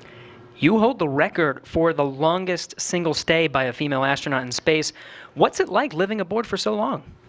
Well, it is truly a privilege every single day. I have to say it's a beautiful thing to look down on the Earth and to be able to kind of contribute to a space program that you yourself have held in such high regard your entire life. I would say that the biggest challenge going into sort of those longer times is remaining vigilant. The engineers make it so easy to live on board the space station. Sometimes you forget you're actually surrounded by such a hostile environment. So remaining vigilant both day to day to have that appreciation that you wake up with every day, and then also being vigilant, knowing that things could take a turn for the worse at any time, and you have to be ready to react to that. So it's a great privilege, but it also comes with great responsibility. You came to NASA after the days of the shuttle program, and you flew on the Russian Soyuz. What does it mean to have this private capability to fly astronauts to the station? Well, I think it's just a great innovation in terms of our partnerships. You know, when we started out, it was individual countries pursuing space exploration. We brought in the international aspect of it, and now we're really folding in that commercial aspect, bringing the innovation of all of our American industrial power and recognizing that the more partnerships we have, the more accessible, the more innovative space exploration can be. So it's an awesome time, and it brings with it so much more capability into the program as well. So it's not only how we're doing it, but it's what it brings. We're looking forward to having this transportation from private companies. How does it help you do your job in space? You know, I think one concept that we have in NASA for safety and to mitigate risk is called dissimilar redundancy. And here now we're bringing up a whole second way of getting crew to the International Space Station and getting cargo, last minute cargo. So we're increasing how much science we can do on board the space station by twofold. We're increasing how we can, our options for getting items up, stowage items, supplies, provisions, science experiments. So we're really just banking on the extra redundancy to make the program that much more robust. We're watching Bob and Doug go through the final phases of preparing for this launch. What's going through your mind so close to liftoff? Oh, it is such a great day indeed. You know, it's interesting because I think it's not so much what is going through your mind, but what's not going through your mind. You know, you're not thinking about all the things could go wrong. You're thinking about enabling success by doing what you've been trained to do. One of the sayings we have is that on launch day, astronauts are sometimes the most calm people in the room. And I found that to be true on my launch day too. I think it's kind of this career culmination of everything you've learned, everything you've dreamed of, and you know that it's coming together in that day and that you're going to finally do what you're prepared to do, execute the mission, and it just really brings a sense of calm and readiness. NASA astronaut Christina Cook, always an honor to hear from you. Thank you. Great to be with you. Well, once Bob and Doug arrive at the station, NASA astronaut Chris Cassidy will be ready to welcome them on board. So in anticipation of their launch, he had this message for them. Hello, everyone. I'm astronaut Chris Cassidy, commander of Expedition 63 on board the International Space Station, flying 250 miles above the Earth. Like you, I'm excited about today's launch and the possibilities it will bring to America and to the world. But also, I'm very excited that two close friends will be arriving and joining the crew. I had the privilege of flying with Doug Hurley on both of our first shuttle missions back in 2009. Together, we came to the International Space Station and helped construct the amazing facility that it is today. Although this will be my first mission with Bob, it was my honor to follow him as the chief of the office when he left back in 2015 to begin training for this amazing mission. Personally, I've been very fortunate to fly in two different spacecraft. Launching from America on the shuttle, and most recently launching from Kazakhstan in the Soyuz. But I can't tell you how exciting it is to know that we're once again launching Americans from the coast of Florida. And finally, here's a story I'd like to share with you. Back in 1981, John Young and Bob Crippen launched on Space Shuttle Columbia, the very first space shuttle flight, marking the last time we flew Americans on a brand new vehicle. 434, Mach QRE. Roger. With them, they flew an American flag, representing America's technical prowess. Roger roll, Atlanta. 30 years later, that same flag was flown to the International Space Station. This flag remains here today, waiting for Bob and Doug.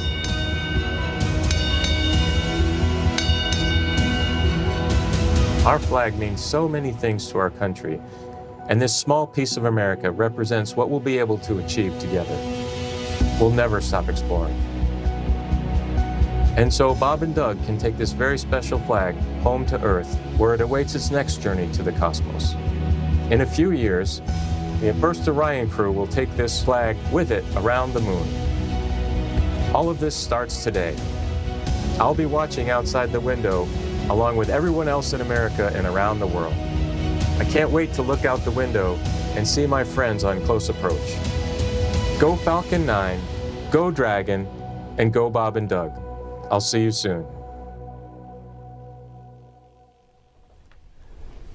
And there again is a live look at Launch Complex 39A at Kennedy Space Center in Florida, where we are T-minus 1 hour, 41 minutes, 58 seconds and counting from liftoff of the Falcon 9 rocket carrying Crew Dragon with astronauts Bob Behnken and Doug Hurley strapped inside. We can see some raindrops on the screen there.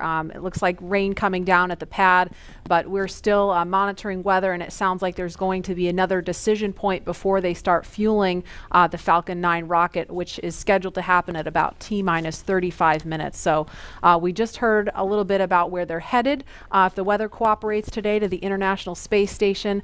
Leland, you've been there twice, and I know just from what you've told us, it's this leviathan in space and the site of so much important work and partnerships happening. Right. Chris Cassidy is up there floating in the Columbus laboratory that I installed, or our team of us installed on STS-122. And I think about, using this robotic arm that was made in Canada. The European Space Agency built the Columbus laboratory, and my job was to use that arm and attach it to the International Space Station. And as it was getting closer and closer, the motion just stopped. And I'm like, what is going on? And there are 4 ready-to-latch indicators that have a very slight spring force that I was moving so slowly with the hand controller, the translational hand controller, that spring force stalled out the motion. And Peggy Whitson was behind me, and she said, Leland, there's some commentary. Weather update, I think. Go ahead, Zach. Hey, Doug, we're still waiting for a weather update expected at 18 Zulu. Therefore, the next assessment will be closer to the propellant load time. We are currently no-go on launch weather, but we are showing an expected clear of 1830 Zulu. Okay, copy all. Thanks for the update.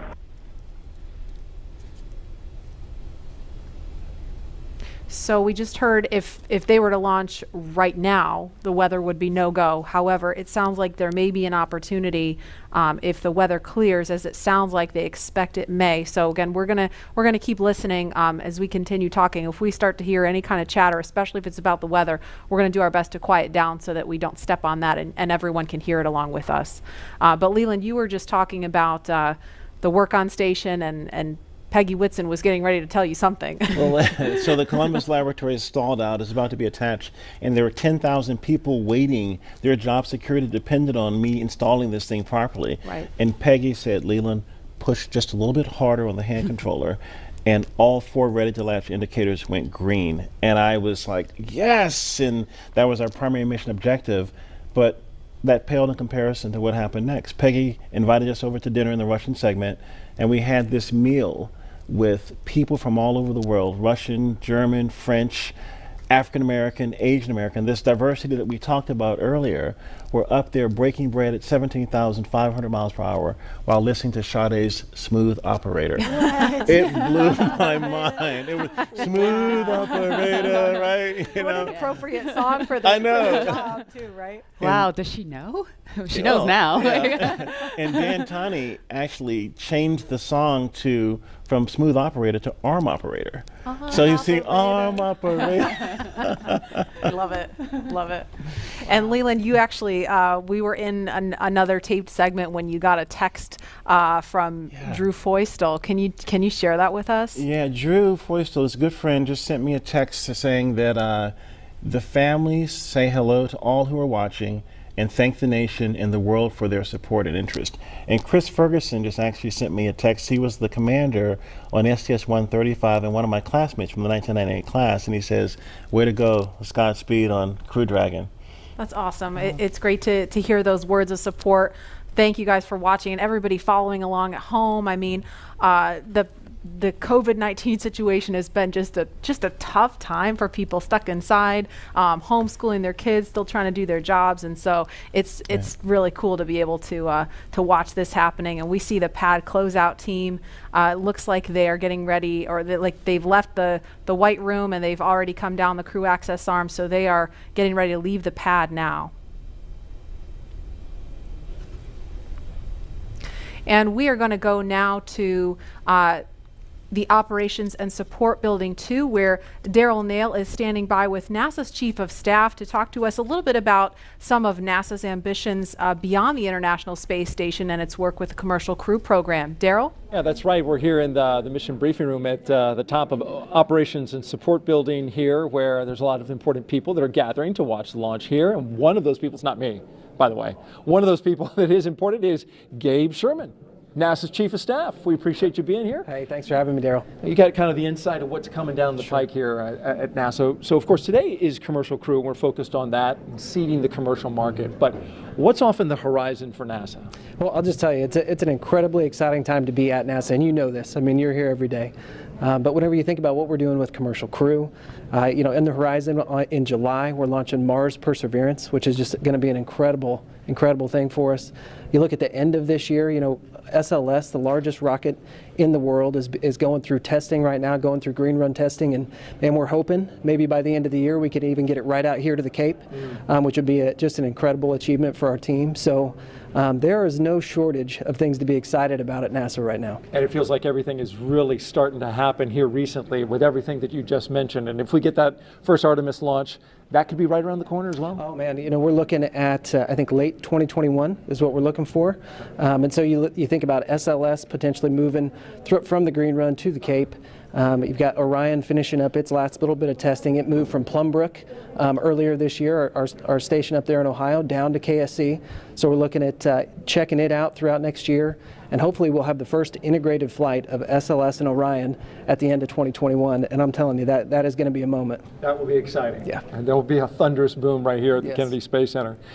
So with Mars as the end goal, how does all of this get to that end point? You bet. No, and I think that's what's so important about the Artemis program, right? Our long-term vision is to get to Mars. But when you think about Artemis, everything that we're doing at the moon is helping us learn, prove out capabilities and technologies, work through the right mission durations, understand how we utilize the resources of the moon potentially to go further onto Mars. So the technology, the science, the exploration, architecture that we're putting together, each and every piece of it is helping us learn a little bit more, prove out a little bit more so we can take that next giant leap to Mars.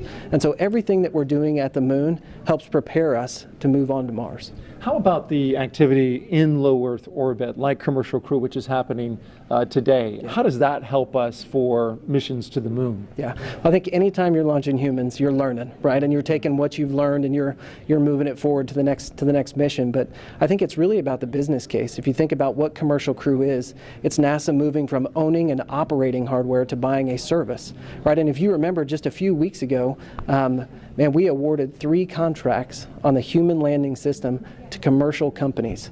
And so we're hoping that we move to a day where we're actually buying a service to get our astronauts back and forth to the moon.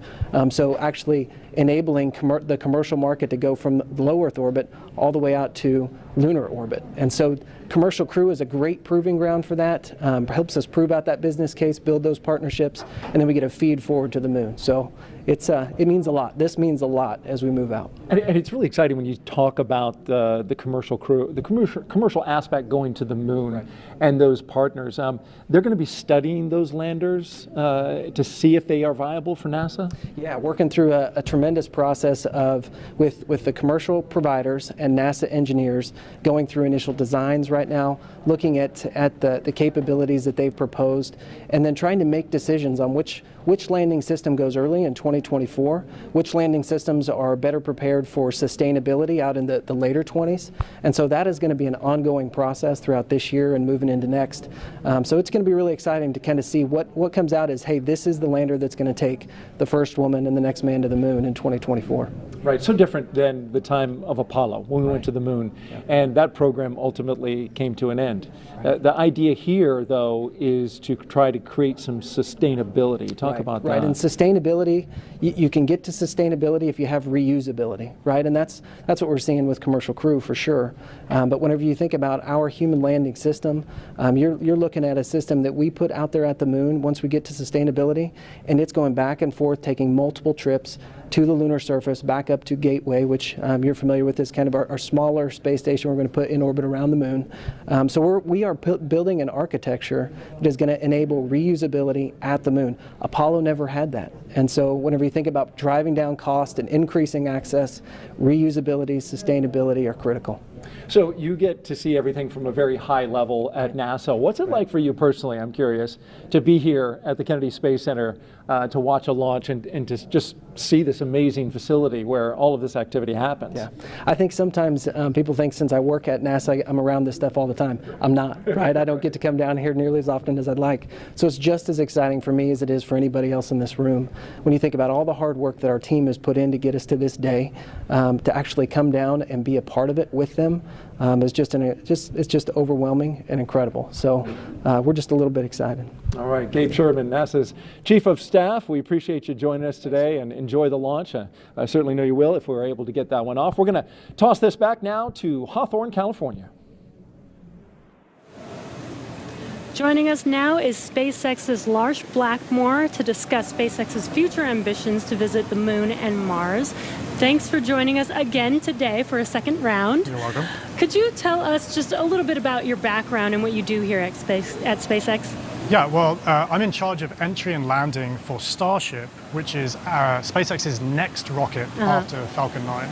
And before that, I worked for many years on the same thing for Falcon. So hopefully today you'll see another one of those landings on a drone ship. Awesome. And speaking of that, what role does reusability play in getting people to the Moon and Mars in the future? Well, it's really all about making human spaceflight affordable. And what you want for that is a 100% reusable rocket. Now, Falcon is only partially reusable, but Starship is going to be 100% reusable. And we've actually already started working with NASA on using Starship to send astronauts to the surface of the Moon for the first time since 1972. Not only that, Starship will be refuelable on orbit. And the combination of those two things will let us send people basically anywhere in the solar system with more payload for less money than I think people have really been contemplating. I think for the first time we can seriously talk about things like lunar bases, or what SpaceX cares about most, a self-sustaining civilization on Mars. Right. So what you're saying is I will have an opportunity soon to get on board one of those spaceships. I very much hope so. Yeah. So speaking of reusability and landing, I know you mentioned Starship will be refuelable in orbit, but Falcon does come back and land back on Earth. What are the challenges with actually landing on the Moon and landing on a planet like Mars? Yeah, well, you can't land like a plane because the Moon and the Mars either have no atmosphere or have a very thin atmosphere, and even if you could, there's no runway that someone's built for you. So that's one of the reasons that we do propulsive landing on Falcon, because we want to figure out how to do propulsive landing. That fundamental architecture works on basically any planet. If you have no atmosphere like the Moon, you do a propulsive landing burn all the way. If you have a thick atmosphere like Earth, you let the atmosphere slow you down as you float down, then do a short landing burn at the end. And for Mars, which has an atmosphere but a very thin one, you do something in between the two. Wow, yeah, that sounds really difficult, and I'm sure there's been a lot of effort put into that. Can you tell us anything about what we're working on now to get us to a point where we can do a landing like that in such a harsh environment? Yeah, so figuring out propulsive landing is really the key part of it. But what people may not realize is that every time we bring Falcon back, we do something called an entry burn. So just before we hit the atmosphere, we light the engines to slow the rocket down. That happens high up where the air is very thin. And it just so happens that the conditions there are very similar to what a Mars landing burn would look like. So even though it takes months to get to Mars, and you can only do it every 2 years when the planets line up, we effectively get to practice Mars propulsive landing every time we bring Falcon back, including, hopefully, today. Wow. And as you mentioned, every time we bring Falcon back, we learn something new. Can you tell us a little bit more about what we learn after the vehicle has returned and we're able to check out the vehicle? Yeah, so Jessica actually mentioned this earlier, that I talked about how cost is really one benefit of reusability, but reliability is the other benefit. I mean, imagine that you do all this planning to send a rocket up through the rigors of launch and re-entry, but you don't get to see the rocket afterwards. And what we would like to do with reusability, what we've been able to do with Falcon 9, is see the rocket, inspect it, and because of that, we've been able to correlate our models pre-flight to what actually happens when you launch, re-enter, and land a rocket. Right, instead of just guessing what happened to the vehicle after it's left. Exactly. That is amazing. Well, thank you again for joining us today for a second round. Hopefully the weather works with us today in a couple hours, actually. Let's throw it back to KSC with Marie. All right, actually we have Lauren here. Now today's mission opens up the door to one day allowing the general public to be able to visit places like the moon and Mars. And as you've heard through several interviews today, reusability is a really, really important part of that. Imagine if every time you flew a plane from LA to New York, you threw it away at the end of the flight. That would mean essentially airline travel would be too expensive, costing hundreds of millions of dollars a flight, and almost no one would be able to fly. And so that's what SpaceX is trying to do here with reuse, allowing not just a handful of people to be able to go to space, but tens of thousands and hundreds of thousands of regular folks like you and me to be able to go to space. So, you know, myself, you know, when people like me have a chance to go, I know my dream is to land on Jupiter's moon, Europa. Scientists believe that there is a liquid water ocean underneath the ice and that it has the potential to be habitable. And so I'm super excited to get up close and personal to maybe some space fish. Leland, what about you? Where would you go? Wow, that's a pretty interesting destination. I think I would like to go to Mars. We've studied Mars so much and looked at it, and I think maybe having a Martian base that is dog friendly, you know, bring the pups along, because I think as we explore, we want to take our families, our cultures, our traditions, you know, with us, and you know, flying with Doug and Bob is cool, but you know, having more people, yeah.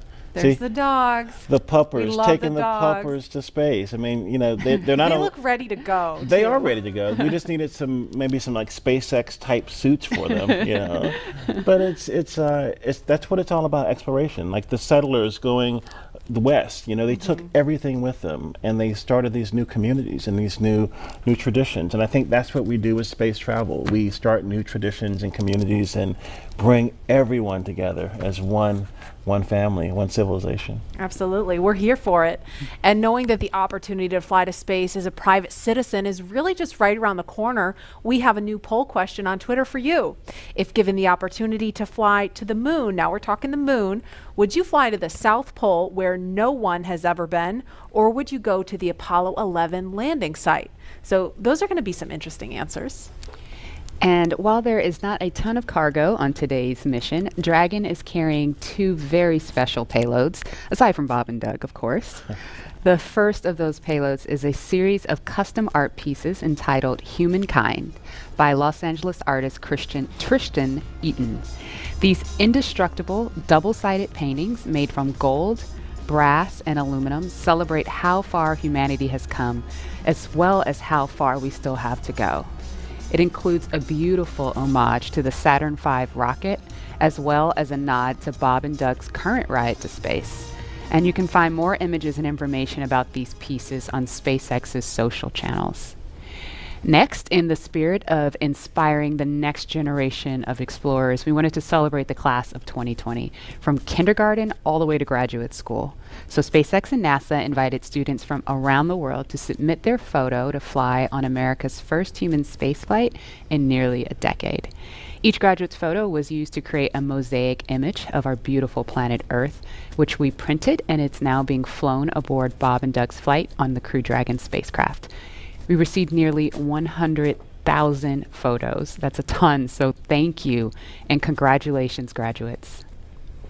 Yeah, I've got a couple of family members and friends who submitted their photos, so they're super excited about seeing their faces go to space in that beautiful mosaic. That was really cool. And again, that's what it's all about, you know, everyone coming together with their experiences and bringing them forward to space. And I think regular people flying to space, I mean, SpaceX is going to be flying non-government people, non-military people, but people that have a desire to explore and do new things and traditions off planet, as we say sometimes. Yeah, I mean, all this time since we've had the International Space Station, it's been government astronauts performing the research because you're the only ones we've been able to send, right? But well, we've had some tourists, though. We've had people that paid their way on a Soyuz rocket. Sure. Go. But it's really the billionaire boys club. That's what Pharrell talks about. With it costs so much money to go to space, and I think that price point will come down as we make this more amenable for everyday people.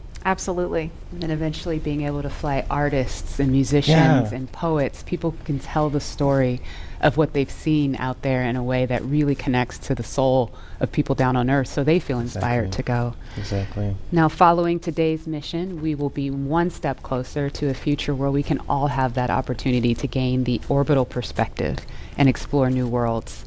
In just over an hour from now, Bob and Doug will be the first people to launch on an American vehicle in almost a decade. And for the SpaceX team, if I can try to speak for all of us, which is impossible, but I will say it has been an absolute honor to have the opportunity today to have this stage to show the world what we've poured our hearts into over the years with our partners at NASA. And it's just deeply humbling to know that the agency and that Bob and Doug have entrusted us with this critical mission. The responsibility that's on our shoulders is huge, and we're just so grateful to be here today. Absolutely, and I know that our NASA teams really share in that sentiment. We heard from just a handful of them earlier when Bob and Doug were riding out to the launch pad. But there's so many people that we're probably never going to see or hear from on the public stage, but that have poured their hearts and souls, as you said, into this mission. All the engineers up late hours, checking, double checking, triple checking everything to troubleshoot and solve problems and get us to this point. So it's just really awesome that we've made it to this point. When you think about legacy, Katherine Johnson, who helped get John Glenn to space, her daughters are watching right now. And that legacy going forward to the future of space travel is powerful. Wow. And we heard from two icons of science and exploration on Wednesday, and we couldn't resist sharing these shout outs with you one more time. Wow, we're making history again. The NASA program. I'm there with you guys in spirit. Bob, Doug, good luck. I know you'll be fine. I'll be watching and got everything crossed, arms, legs. I'm tied in a knot. Can't wait for you to get back safely. This is the first time a U.S.-built rocket has taken people into space in 9 years. It's quite an accomplishment. So for us at the Planetary Society, more rockets means more exploration. More people in space means more exploration. More countries involved in the endeavor of spaceflight means more exploration. This is how we know the cosmos and our place within it. So congratulations, SpaceX. Here's wishing your team, and the crew especially, a safe journey and the joy of discovery. Let's go. So great to hear from William Shatner and Bill Nye, two very recognizable faces following along on the mission. Yeah. And we want to go over to Dan and Jesse in Hawthorne, where we are now just 1 hour and 18 minutes from launch. Dan, Jesse? Hey, thanks, Marie. Yeah, 1 hour, 18 minutes. I think we're tying ourselves in knots just like Captain Kirk. We're really hoping the weather cooperates. In about 20 minutes or so, we might clear, so we're getting hopeful. We're getting our hopes up. Yes. Very excited. Again, we're T-minus 1 hour and 18 minutes from launch, and the anticipation is real over here. Since arriving at the spacecraft, Bob and Doug were helped by our closeout engineers to get into their seats, attach their suits to special umbilicals that provide breathing air, pressurized nitrox, and a communications link to Dragon systems. They conducted leak checks, which were successful, and communications checks with the Corps here in Hawthorne, which is the person who will speak to them directly throughout the mission, as well as the launch director in Florida. This is where they are checking their comm path through both ground stations and the tracking and data relay satellites that we'll use to talk to the crew the entire way to the station. And after all of those suit leak checks were successful, the closeout team was able to get out of the Dragon capsule and seal up that hatch, which also got its own leak check and was confirmed successful. At this point, the closeout team is out of the pad. They're away from the BDA, the blast danger area, and weather operators are about to kick off their final checks on wind speeds at the pad, which are going to be used during the final go, no go for launch. So we're all keeping eyes on the weather right now. Before we get to that final go, no go, all the various teams at both NASA and SpaceX are going to do internal go polls, just making sure conditions are right with Falcon 9, the Dragon, the crew, the range, and the space station before the final go is given. So let's check back in with the man over in Houston, Gary, for a status on the team supporting the space station for their readiness for launch. Thanks, Dan. The team here in Mission Control Houston remains go for launch. We're also very hopeful about that weather. All systems on board the station that are required to be healthy for this mission are continuing to look good. Chris Cassidy is wrapping up his workday, and we'll be watching Bob and Doug launch here in just under an hour. So station power and communication systems are normal. Computers and networks used for monitoring Dragon's approach have been checked out, and the cabins and the station cabin's atmosphere and pressure are as expected and ready to welcome 2 new crew members aboard. Mission Control will be closely monitoring Bob and Doug's flight and checking off milestones for most of the flight, and this very same team will be coming back tomorrow to be ready when Dragon gets in range of the International Space Station and we begin integrated operations and prepare for Dragon's docking. So I'll send it back. International Space Station team here is ready for launch. Go Falcon 9, go Dragon, and Godspeed to Bob and Doug. All right, thanks, Gary. If you are just now joining us, you picked a really good time. We're just a little over an hour to launch. And welcome to our coverage for the mission known as Demonstration Mission 2 or Demo-2. Liftoff time still holding for 3:22 p.m. Eastern. Tracking no issues with Falcon 9 or Dragon. Everything good with the range so far. We're just really keeping an eye on that weather. Over the last 3 hours, our crew members, Doug Hurley and Bob Bankin, donned their SpaceX suits in the historic crew quarters suit-up room. After that, they walked out of crew quarters, just as every astronaut to fly from space from this port has done since Apollo 7. And then they were transported over to the pad, where the crew members entered the SpaceX Crew Dragon spacecraft that we're looking in live. Today is a historic launch. It will be the first time a commercially built spacecraft will launch people into orbit, and the first time the U.S. has sent people to the space station from American soil since 2011 with the retirement of the Space Shuttle program. Over the next hour, we will conduct a series of polls to get ready for launch, have Bob and Doug arm the launch escape system, and begin fueling Falcon 9. Launch is set for 3:22 p.m. Eastern. This will include a 12-minute flight to orbit and then a 19-hour flight to dock with the International Space Station tomorrow morning. Today's mission is the culmination of years of work between teams at SpaceX and NASA. Demo-2 is going to be an end-to-end flight test starting with this launch today, going on to dock with the space station tomorrow, and then splashing down at the end of their mission. And this is going to be the final test for NASA to certify SpaceX for regular crew flights to the space station. We've been hearing a little bit from the crew on board Dragon, which you can see on your right screen. They are currently strapped into their seats and already through communications and leak checks. They're able to follow all the milestones still ahead on those display panels just above them, getting insight into all Dragon and Falcon 9 systems as we proceed towards launch.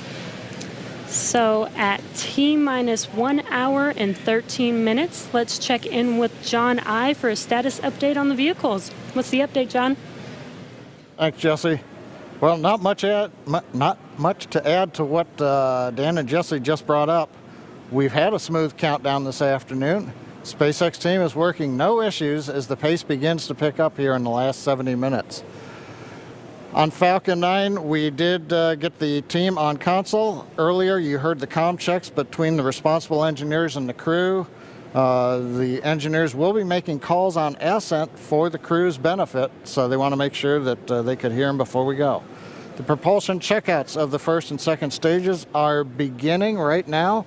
We're watching them begin to go through the process, opening valves.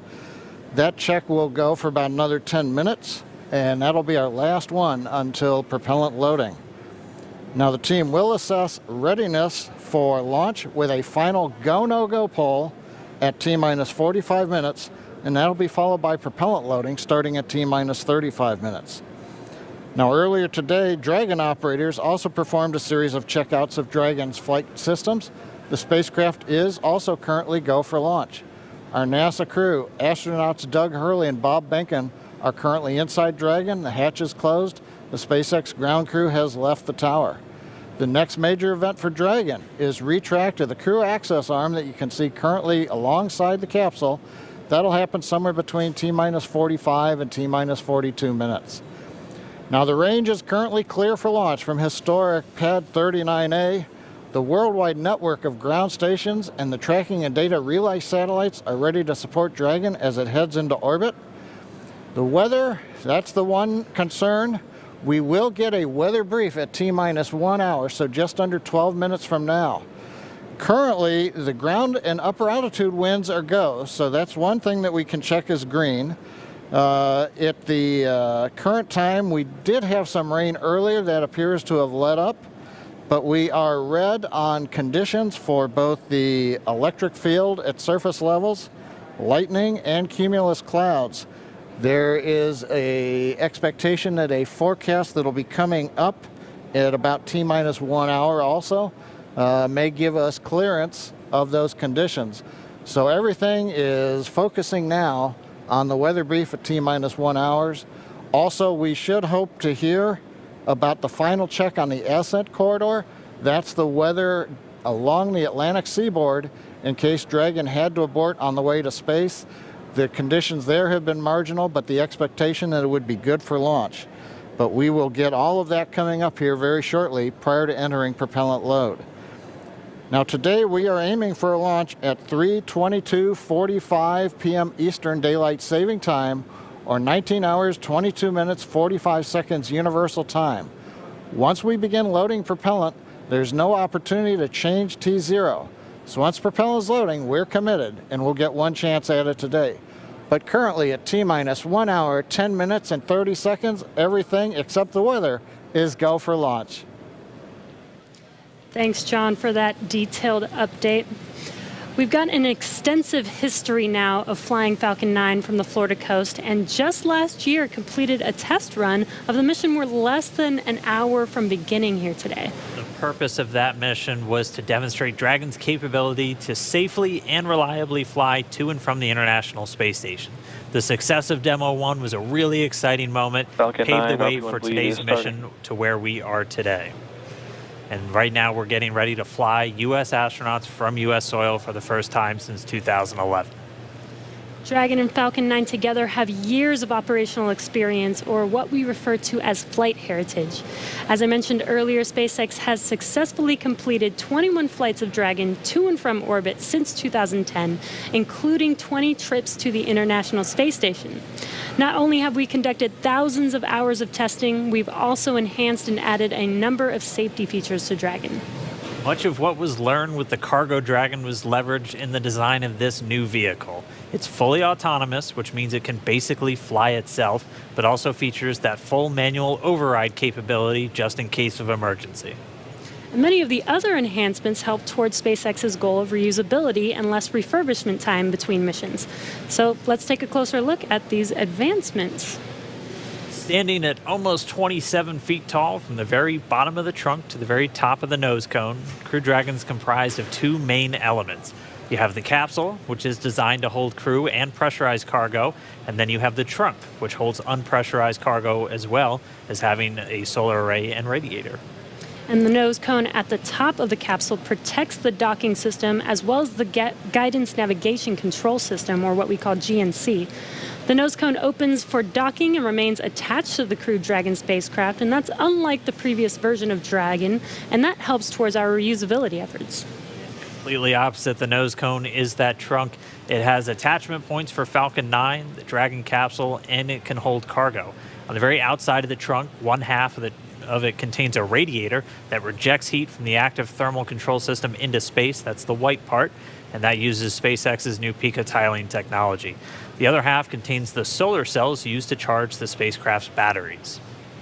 And though we only have 2 astronauts on board today, the spacecraft is actually designed to accommodate up to 7 crew members with modular seats that can be removed and replaced by additional cargo. The seats are made of carbon fiber and are custom sized for any crew member flying on board. The control panel centered right between the pilot and the commander seats and has those 3 touchscreen displays that gives the crew insight into Dragon and even the ability to operate the vehicle and fly it manually. And finally, our Super Draco launch escape system is a key safety feature of Crew Dragon, giving the crew the ability to safely escape from the time of launch all the way to orbit. And as we look to the future beyond this test flight later this year, the first operational crewed mission for NASA will take place. NASA astronauts Mike Hopkins. Reminder, review your launch commit criteria and indicate readiness at the appropriate time. Step 5469 for propellant load and launch. That's a good sign. That was the launch director. We're getting ready to pull the teams as we move towards that go, no go for propellant loading, which happens at about 45 minutes before launch. But back to our Crew 1 mission, NASA astronauts Mike Hopkins, Victor Glover, and Shannon Walker, and Suichi Noguchi of the Japan Aerospace Exploration Agency, or JAXA, were chosen to support this mission. Again, it's called Crew 1. But today, Doug Hurley is the spacecraft commander for this mission. He previously flew on 2 space shuttle missions as the pilot on STS-127 and STS-135, which was the final space shuttle flight. Here's a closer look at Doug Hurley. Excited? Very excited. Yeah, very excited. You feel ready? Still pumped? Oh yeah, I think we're ready. I think we're certainly ready. Joining the SpaceX Demo-2 test. He is a Marine Corps colonel and test pilot. He was selected as an astronaut in 2000. He piloted Space Shuttle Endeavour and Atlantis for STS-135, the final space shuttle mission. Introducing NASA astronaut Doug Hurley.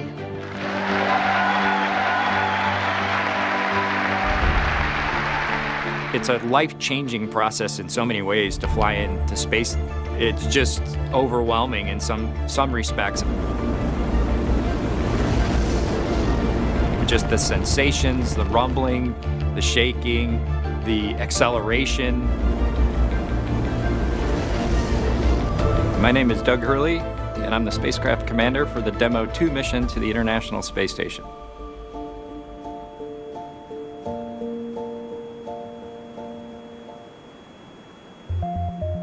This will be the first time the Dragon had a crew on board, and so there's a myriad of objectives we want to achieve for this mission. What would work on orbit, what might not work on orbit, what would definitely work.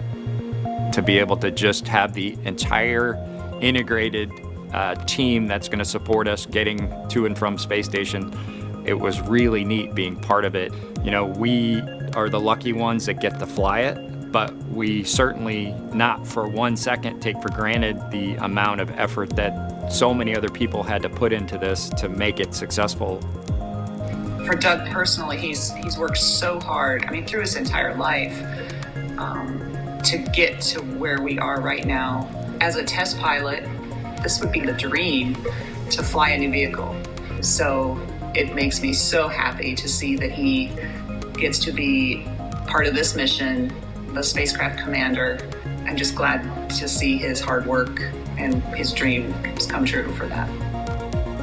It's been a long road in a lot of ways for not only us, but certainly for all the folks that work in the Commercial Crew Program, as well as SpaceX in our case, just working to get to this point.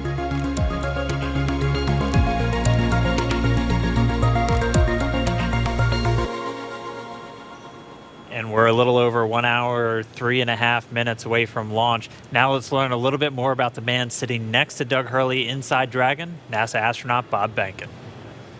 My career at NASA has kind of spanned a couple of decades at this point. I arrived with the class of 2000, went through the training program, primarily focused on the space shuttle and the International Space Station, learning those systems. Having launched a couple times on vehicles, you know, the second time was definitely different than the first time. You can feel a little bit guilty of, hey, should I study one more thing, or is there one more piece of information I should get? Am I really prepared or not? So that's definitely different between where I was on my first flight and where I'm at right now. For me personally, as a spouse, watching everything that Bob has put into this over the last 5 years, the dedication that he's shown, the perseverance is pretty special. For both of us, though, the way our minds work, it won't be until sort of the mission is complete that you have really a chance to savor it and celebrate it. This is a huge accomplishment for an Air Force flight test engineer to be part of the demonstration mission of a brand new vehicle. It's going to be amazing. Without a partner that has that same appreciation, I think it can be challenging for some folks. There's a lot of work and a lot of time that takes away from family that that my spouse appreciates, and I love her for that. On a deeply personal level, I'm really excited that my son is going to get a chance to see me launch into space. Being an astronaut has been a little bit of an abstraction thing for him because he's seen me do it in old videos, but he hasn't seen me do it for real. And so I'm excited for him to see this launch. Really, my role on the Demo-2 mission is to make sure that we get this vehicle tested and evaluated so that we can move on to more operational missions at the International Space Station. We've got a lot of objectives on board the vehicle that we need to accomplish to really make sure that it's good to go. We'll make sure all those systems are working during the test flight so that the future missions will have them available even if they don't plan to utilize them. Through years of the NASA team, helping to share that experience and teaching them the lessons that we've learned by going through this. Now there's another capability in the U.S. besides NASA to operate something of this magnitude. I want to thank the entire Commercial Crew Program team that's worked together to get to this point where we've got vehicles in the launch pad ready to head to the International Space Station.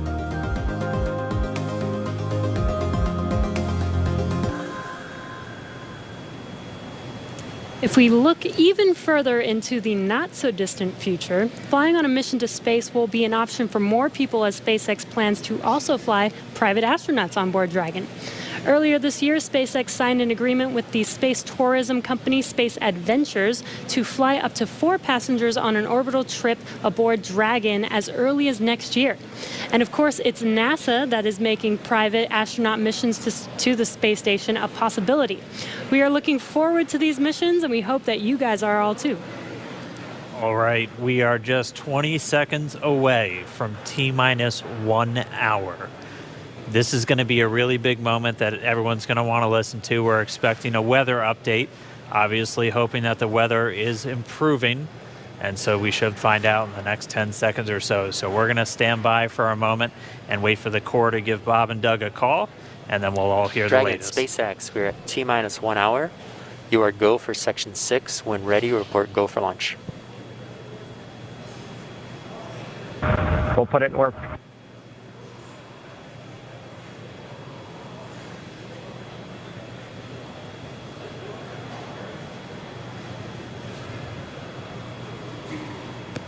And that right there was a call for the crew to refer to some of their procedures. They do some final checks. You can see them checking harnesses, checking helmets, just making sure that they're strapped in and ready to go. And once they're done with that, it's for launch.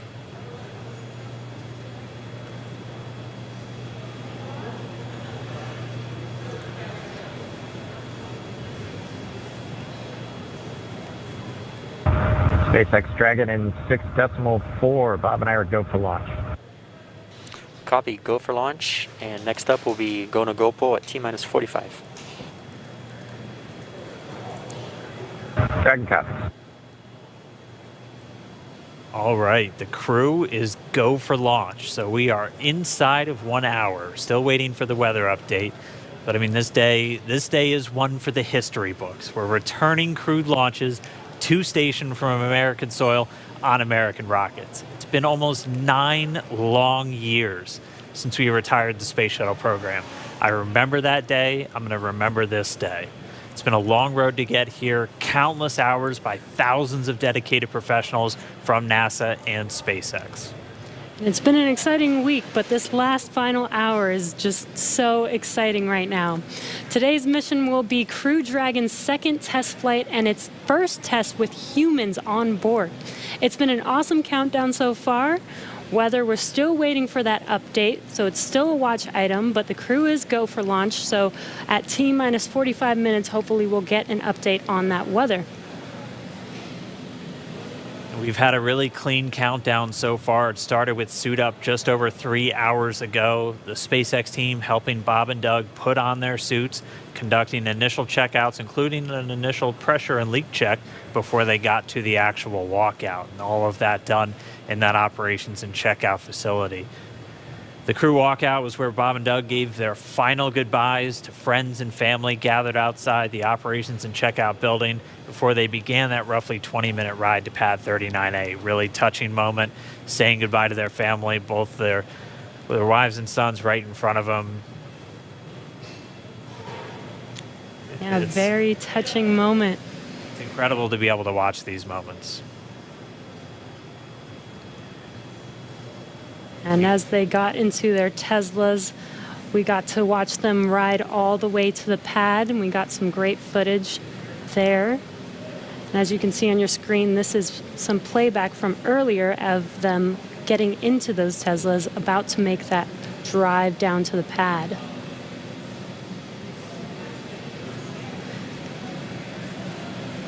And once they got to the pad, they did take a minute to take in the sights, and they headed up the fixed service structure to begin the process called crew ingress, where Bob and Doug entered. And there you can see on your screen as they're coming through the crew access arm, entering the white room right before they are able to ingress into the vehicle there. Again, this was from earlier. Yeah, this all from earlier. And as we said, that white room, the last place on planet Earth they're standing before they climb into Dragon for the ride uphill. SpaceX carrying over a tradition that NASA had had, where that was traditionally the room from Gemini, Apollo, and the space shuttle, that last place. About 30 minutes ago, we're back with some live video here. The team was able to close Dragon's hatch with Bob and Doug safe inside. So we are under an hour ago. Things are going to pick up as we get close to that go, no go to begin propellant loading and then arming the launch escape system. The crew pull for readiness was completed at T-minus 60 minutes, and the Dragon pull for prop load is coming up here in just about 30 seconds at T-minus 55 minutes. And then following that will be T-minus 45 minutes will be the internal mission control Hawthorne pull, and then the launch director's pull for propellant loading. When we get to about T-minus 40 minutes, the crew access arm will retract, and Bob and Doug will get the call to close their visors and arm the launch escape system. This is the automated system in place that can fire the 8 Super Draco thrusters on Dragon to quickly separate the crew from the rocket, either on the pad or during the flight on the ride uphill.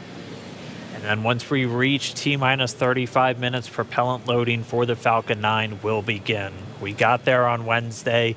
We got all the way down to about 17 minutes before launch before we had to cancel because of weather. But we're optimistic right now. Conditions have been improving, and so we're looking to press ahead once again into loading fuel onto that Falcon 9 rocket. Throughout the countdown, we've been getting some incredible views of the astronauts inside Dragon, just making all of their final preparations, some close-up views of their suits and on the displays as they just are strapped in and ready for launch. The teams often describe the suits as an extension of that Dragon spacecraft. You can always think of it as a mini spacecraft inside of a spacecraft. It's got all of the life support, everything that they need, just like the capsule The on countdown 1 technical pull is complete. No constraints to proceed into launch escape system arming and propellant load. And there's that call out that the crew is ready. They are ready to load prop onto Dragon. So we are pushing forward towards T0. And while those suits do look great, they are also engineered to connect directly into Dragon seats to provide communications, cooling, and the ability to pressurize if necessary. All right, well, we did get the call out that the technical teams on the ground are ready for launch escape arming and propellant loading. Again, things starting to pick up, things really starting to feel real. Let's jump down real quick to the team at Kennedy, see if you guys are just as excited. I can't sit still right now. It's starting to feel real. Yeah, it's hard to sit still in here, right, Leland?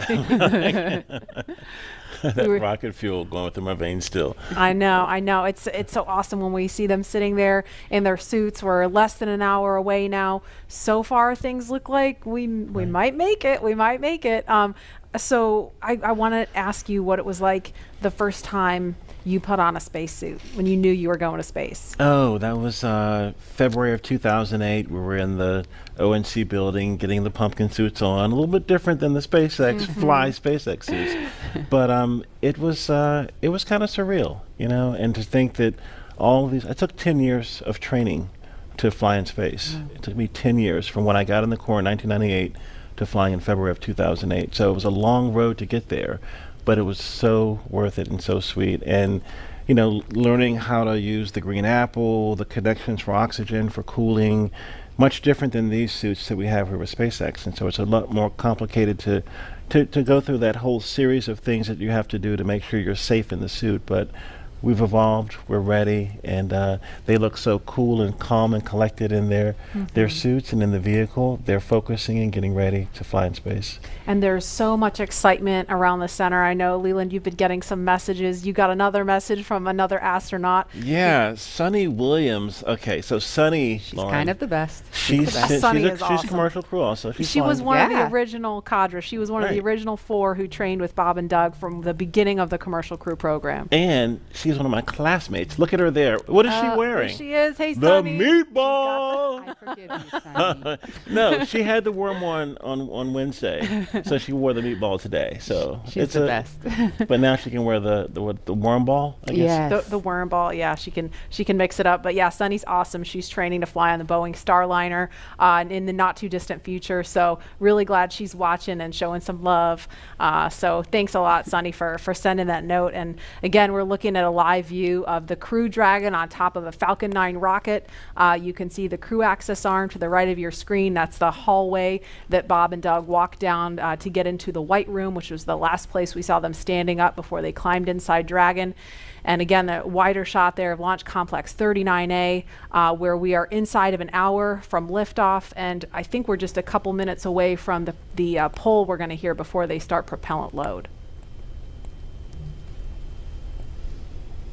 Again, a 2-stage rocket there. And gosh, you guys, the weather looks not that bad. I mean, obviously that is not an official forecast, but it doesn't look quite as bad as it did Wednesday. We've got a little bit better odds. So there's the countdown clock. We're to helium.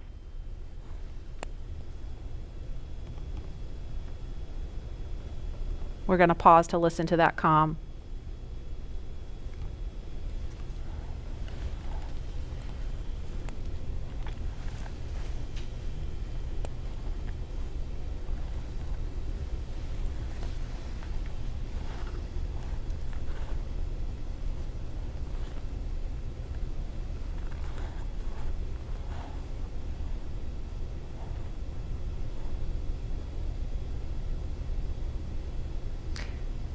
If you're just joining us, we're less than 50 minutes from the scheduled liftoff of the Falcon 9 rocket carrying Crew Dragon. And if we start to hear any kind of update on weather or polling, we will pause to listen in for that. But if things go as scheduled, we should be hearing the launch director verify go for propellant load at about T-minus 45 minutes. So we're going to send it over to Hawthorne to carry the ball. John Insprucker or Jesse, are you there? This weather is go at this time. Dragon copy, go weather.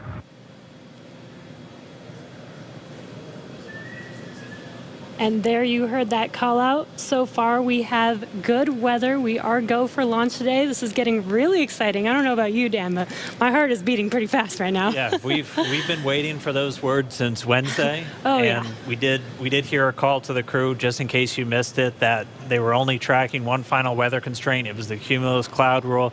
They were expecting it to clear up within 10 minutes, and it's cleared up now. So we are currently go on weather. Yes, and it's been pretty incredible to be so close to launch, and the road leading up to this point has been pretty incredible as well. It has been. It's been a partnership between NASA and SpaceX. We've been working together since SpaceX started flying cargo to the International Space Station, now getting ready to launch crew. And we've been really fortunate to work with not only a lot of international partners on the International Space Station, but a lot of And as really a reminder, great here in companies. the control room, we'll be closing doors here once we start with propellant load. Any last-minute bio breaks, please go ahead and accomplish those in the next few minutes. And the launch director just getting the teams ready. We'll be coming up on that propellant loading. Again, that starts at about 35 minutes prior to liftoff, so in about 12 minutes from now. There's going to be a go, no go coming up really soon. So let's go over to our man, John I, for the latest. John? It's T-minus 47 minutes, 24 seconds. We're continuing to count down. As you just heard, the launch director and launch team are preparing for the readiness for launch poll. Now, the launch director is currently checking with Dragon mission director and NASA launch manager for their readiness. And actually, it sounds like everybody is good there. The launch director will then ask the team, he'll tell them the poll is open, and the 13 members of the SpaceX launch team will be electrically polled for their go to load propellant, as well as continue all the way to launch.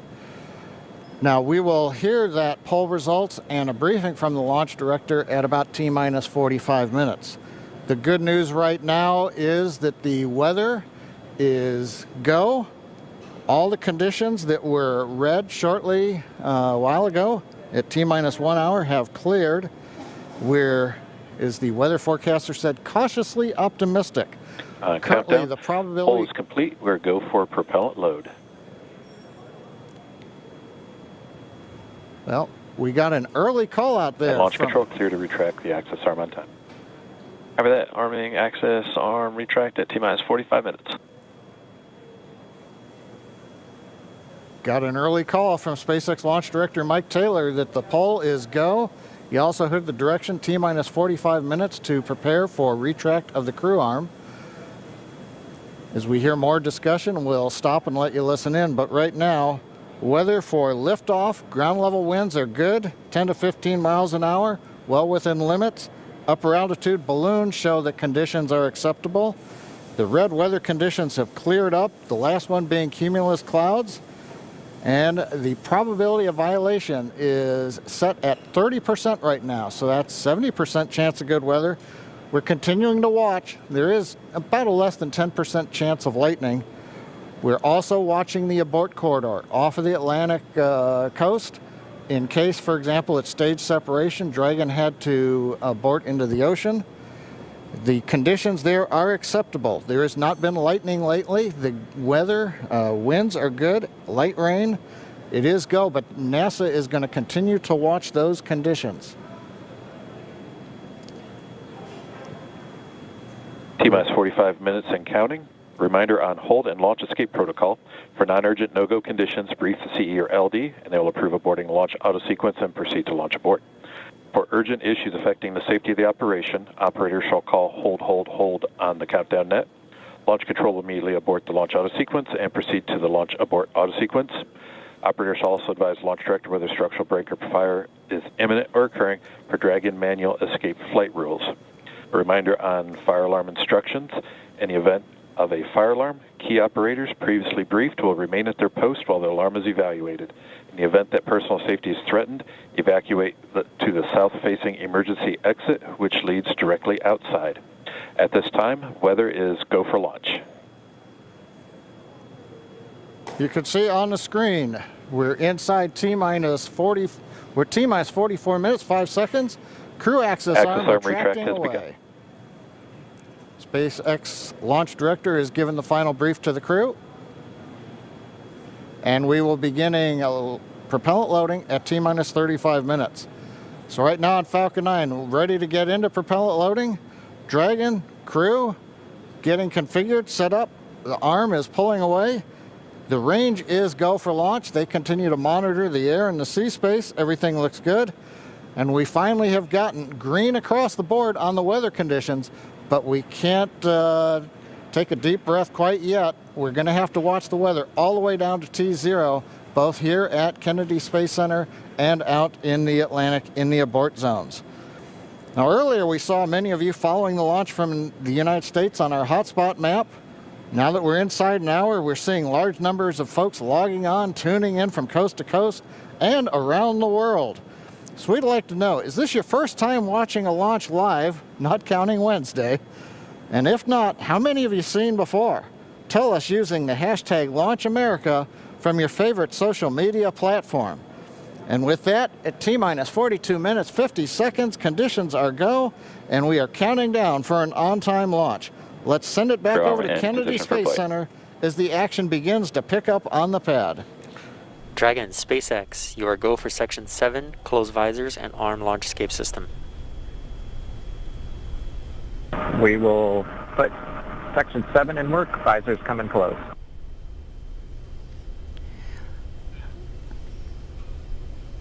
All right, the countdown clock is continuing to tick. My heart is continuing to beat 5 million beats a second, and we are getting so close. SpaceX Dragon in 7.2, visors are closed. We're arming launch escape system. Copy. And as you just heard, the crew is arming the launch escape system. That is one of the absolute last big milestones prior to liftoff, other than nominal Falcon operations.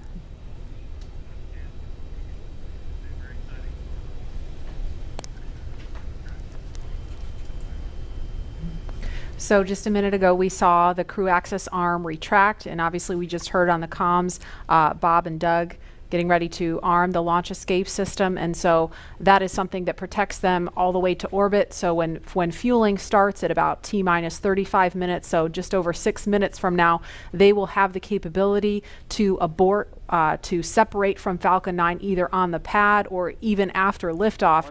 That's a critical safety capability.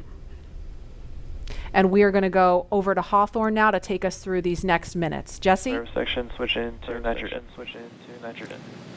And we did hear that call out that they are arming the launch escape system, so very exciting.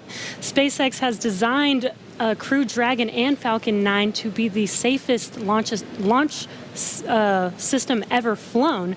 So we brought back Nick Picone, SpaceX's Nick Picone, to talk more about this again. Thanks for coming back and joining us today, Nick. Hey, Jesse. Happy to be here. Still monitoring the launch here with our recovery and ground operations teams. Awesome. And Nick was our mission manager for our in-flight abort test earlier this year and now works on the Starlink team. Nick, on Wednesday, you talked about the launch escape system. Could you just give us a brief summary today for those that are joining today? Sure. So the launch escape system, again, is our ultimate safety feature to keep Bob and Doug safe in the event of a major Falcon anomaly on the pad. The system is designed to automatically fire if either vehicle detects a dangerous condition developing. And if that happens, Dragon will use its 8 Super Draco engines to push the capsule off and away to a safe distance away from this Falcon. This capability is absolutely critical. It's what keeps the crew safe, and we're now active and armed on the pad with it protecting the crew. And as you mentioned, the launch escape system allows the Dragon to separate and get away from the vehicle. I believe it goes into the ocean. What happens after it lands safely in the ocean?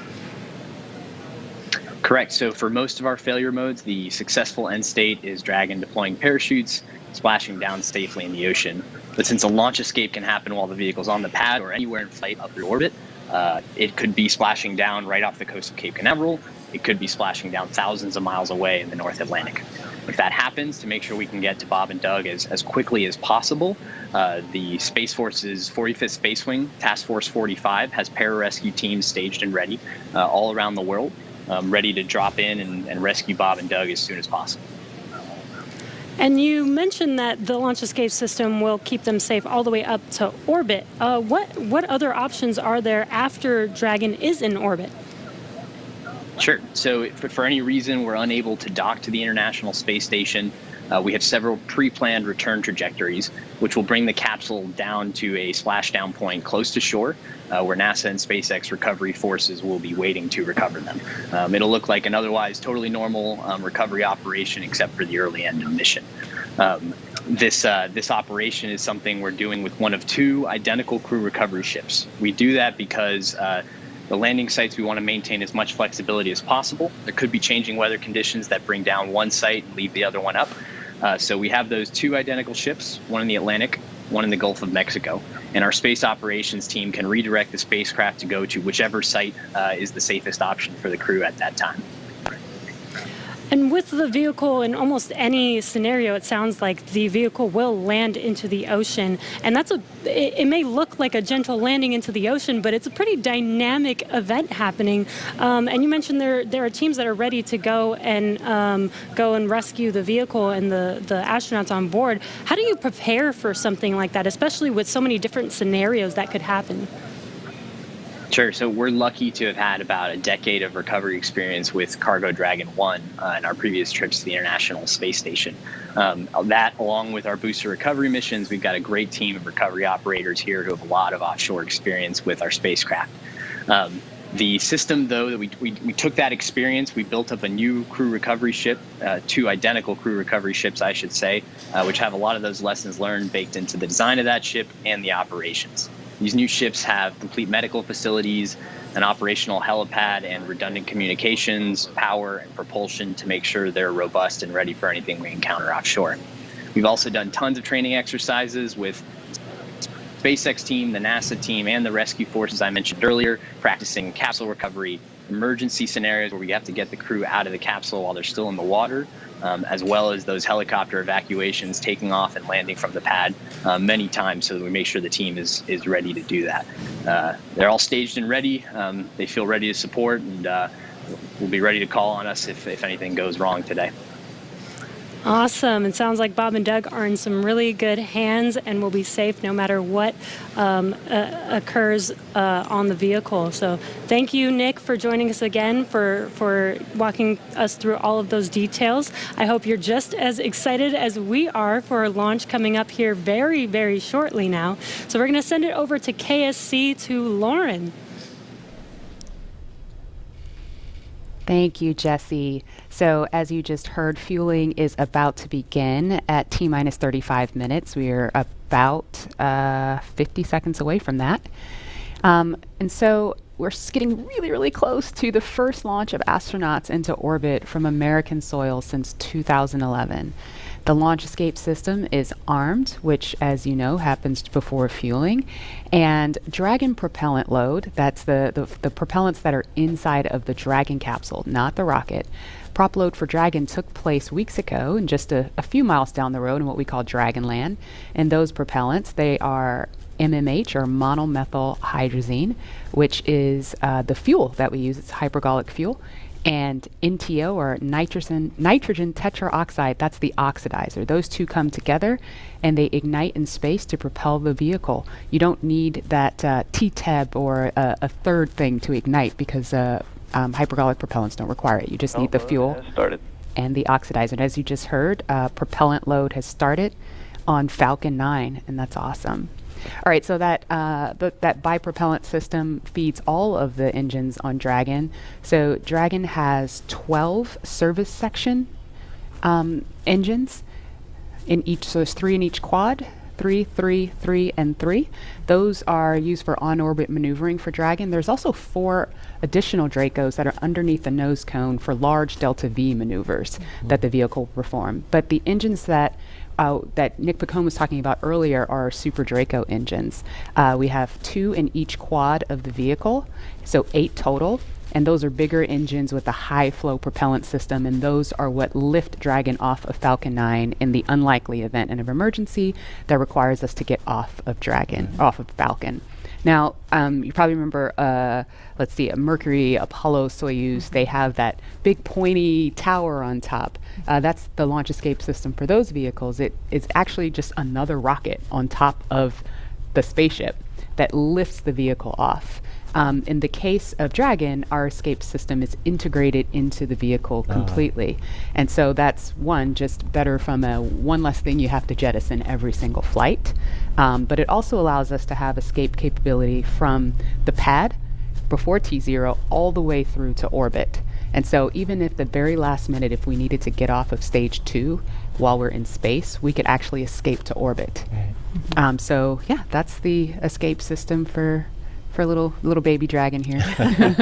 Thanks, Lauren, and thanks for walking us through that, because I think it's really important that people understand that critical safety capability, and that's the whole point when we hear that launch escape system is armed.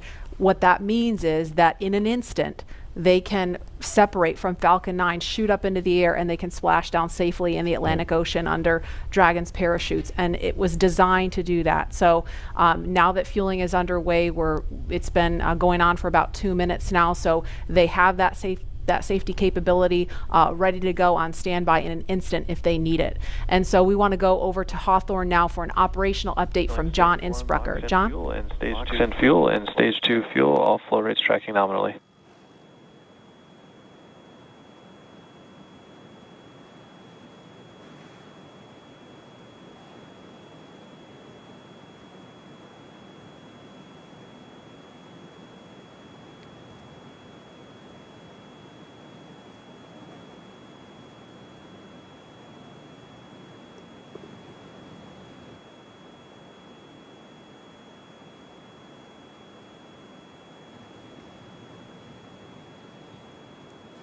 We're at T-minus 32 minutes, counting down. These final minutes, everything's still looking good for Falcon 9 and Dragon for an on-time launch. Falcon 9 did begin propellant load at T-minus 35 minutes at planned. Now on the Falcon 9, we use a fuel and oxidizer as the propellants that power it. The fuel is commonly known as RP1. That's rocket propellant grade 1 kerosene. The oxidizer is densified liquid oxygen, also called LOX. Densified means it is kept much colder than typical for launch vehicles. This allows for more oxidizer to be loaded into the first and second stages. Now with the fuel and oxidizer on hand, we need an ignition source to complete that fire triangle, as we call it. For this, Falcon 9 uses a fluid called T-Tub. It ignites in the presence of oxygen and gives off a green-colored flame. Now it's hard to see on the first stage ignition due to the water that'll be spraying on the pad, but you might just see the green flare as the second stage engine ignites following stage separation over 2.5 minutes into flight. Now currently first stage fuel tank is about 10% full. The first stage, as a reminder, as you look on the left side of your screens, the first stage is the long white cylinder at the bottom, topped off by the black cylinder. So over 2/3 of the rocket is that first stage. So the fuel tank is getting loaded. We're also loading the liquid oxygen into the first stage also. The second stage, which is the top 1/3 between the Dragon and the black cylinder, that's the white second stage, that is being loaded with fuel right now. That's about 8% loaded at this moment. Liquid oxygen loading is going to begin on second stage at T-minus 16 minutes 30 seconds. Liquid oxygen loading will continue on both stages all the way down to the last few minutes of the count. We're also loading helium into pressure vessels on the stages. That's used to pressurize tanks in flight as the propellant is pulled out by the strong Merlin turbopumps. On board the Dragon spacecraft, astronauts are monitoring systems while the propellant is loaded into Falcon 9. While we mentioned we had trained them with sounds that we had recorded on board. They've been through most of a propellant load, and they are now experiencing those sounds and vibrations. Stage 1, the cryo range helium mode continues started. to report no problems. They are go to support launch.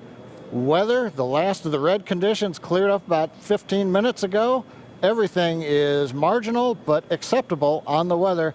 We'll continue to watch all the way through the countdown. Now, as a reminder, today we are now into an instantaneous launch window now that we've begun propellant loading. So at this point, if we hear a hold for any reason, we'll have to stand down and target our backup launch opportunity tomorrow, May 31st. Thanks, John.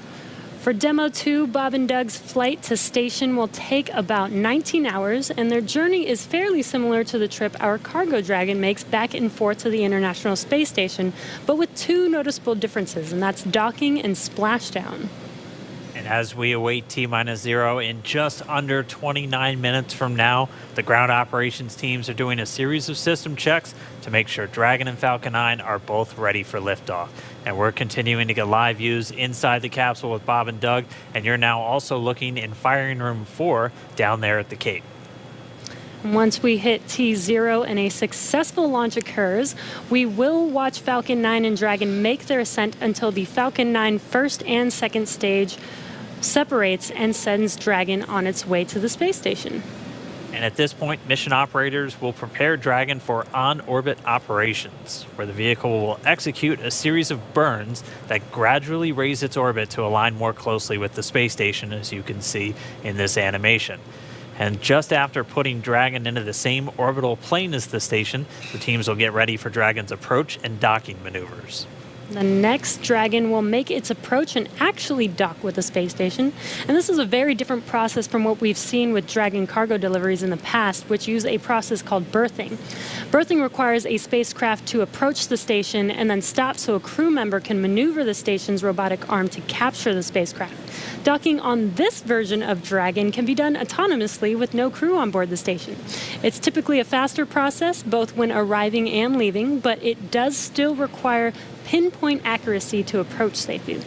Once captured, a spacecraft then gets attached to a common berthing mechanism, the same type of port that we use to connect each of the modules on the station together. It's a little bit slower of a process, but the hatches are significantly larger than the docking ports, which makes them perfect for bringing up those really big cargo items. Dragon will spend up to 120 days docked before preparing to return home. Following successful completion of Dragon's test objectives and cargo loading operations, the crew will close the cabin, perform final system checks, and configure the vehicle for undocking. Once the automated undocking sequence is complete, Dragon will complete 2 departure burns using its Draco engines, pushing it away from the space station. And then next up on the trip, deorbit entry and landing, or splashdown, which is going to cover all the operations following that final departure maneuver. It's going to include events like the trunk separation, closing of the nose cone, a deorbit burn, and then eventually as they get into the atmosphere, the deployment of the drogue and the main parachutes, and all of that ends with splashdown right off the Florida coast. At that point, teams from SpaceX will move in with their recovery ship, grab the capsule out of the water, and work to get Bob and Doug out of Dragon after a successful mission in space. So we are 26 minutes away from launch. Fueling of Falcon 9 is continuing. Let's check in one more time down with the team at Kennedy. Murray? All right, thanks, Dan. We are so pumped right now because things have cleared up and it looks like we might actually do this today. If you're just joining us, we are now 25 minutes, 46 seconds and counting from the first launch of astronauts to the International Space Station from U.S. soil in 9 years. This will mark the beginning of a new era where more people will be able to fly to space than ever before. And we want to share with you the results of a poll we asked a little earlier. If you could go to the moon, now it's not where the astronauts are going today, they're going to the space station, but if you could go to the moon, would you rather visit the South Pole where no one has been before or the Apollo 11 landing site? And it was a pretty even split. We had 46% of you say you would go to the moon's south pole, and 54% of you would go to the Apollo 11 landing site. I kind of side with the Apollo 11 landing site because I'm a history buff and I want to see where Neil Armstrong and Buzz Aldrin set foot. So I don't know. What do you guys think? Lauren, which place would you go?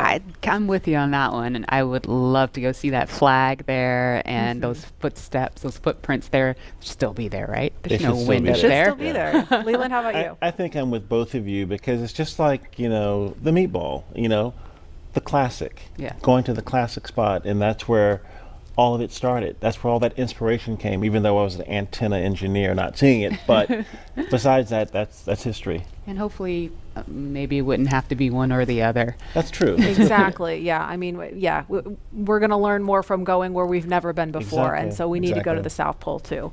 And we are thrilled to see all of you following along online. Thank you for answering our poll. And we're going to go over to Tahira, who's been monitoring all the action with less than 25 minutes to go. Tahira, I'm sure things are heating up online. Hey, Marie, I mean, you're completely right. Now that we have that go for launch, people are on the edge of their seat right now waiting on this historic moment to take flight. As you can see, photos are still coming in of just everyone around the country showing their excitement for this launch. And it's really been a touching thing to see how everyone's kept this excitement going from Wednesday's first attempt. So we just took a look at numbers, and we are now over 3 million people tuning in for this historic launch.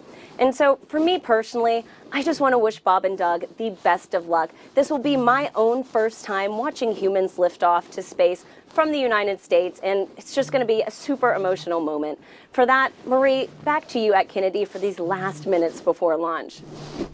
All right, thanks to Hira. And Leland, we got 23 minutes and some change to go. What do you think Bob and Doug are feeling right now? I think, they're very calm, cool, and collected as test pilots, but I think they're thinking about what are the steps that I have to take if a malfunction or something happens. And so the nominal stuff is all kind of automated, but if something happens where they have to intervene with those touchscreens, that's what they're thinking.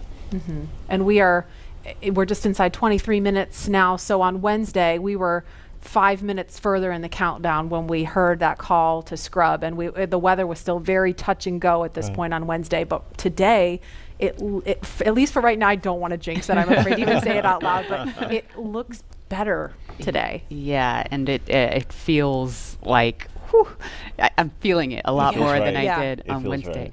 Right. And speaking of Bob and Doug and them being really calm and cool and collected, haven't had the opportunity to be in meetings with them and to watch them train.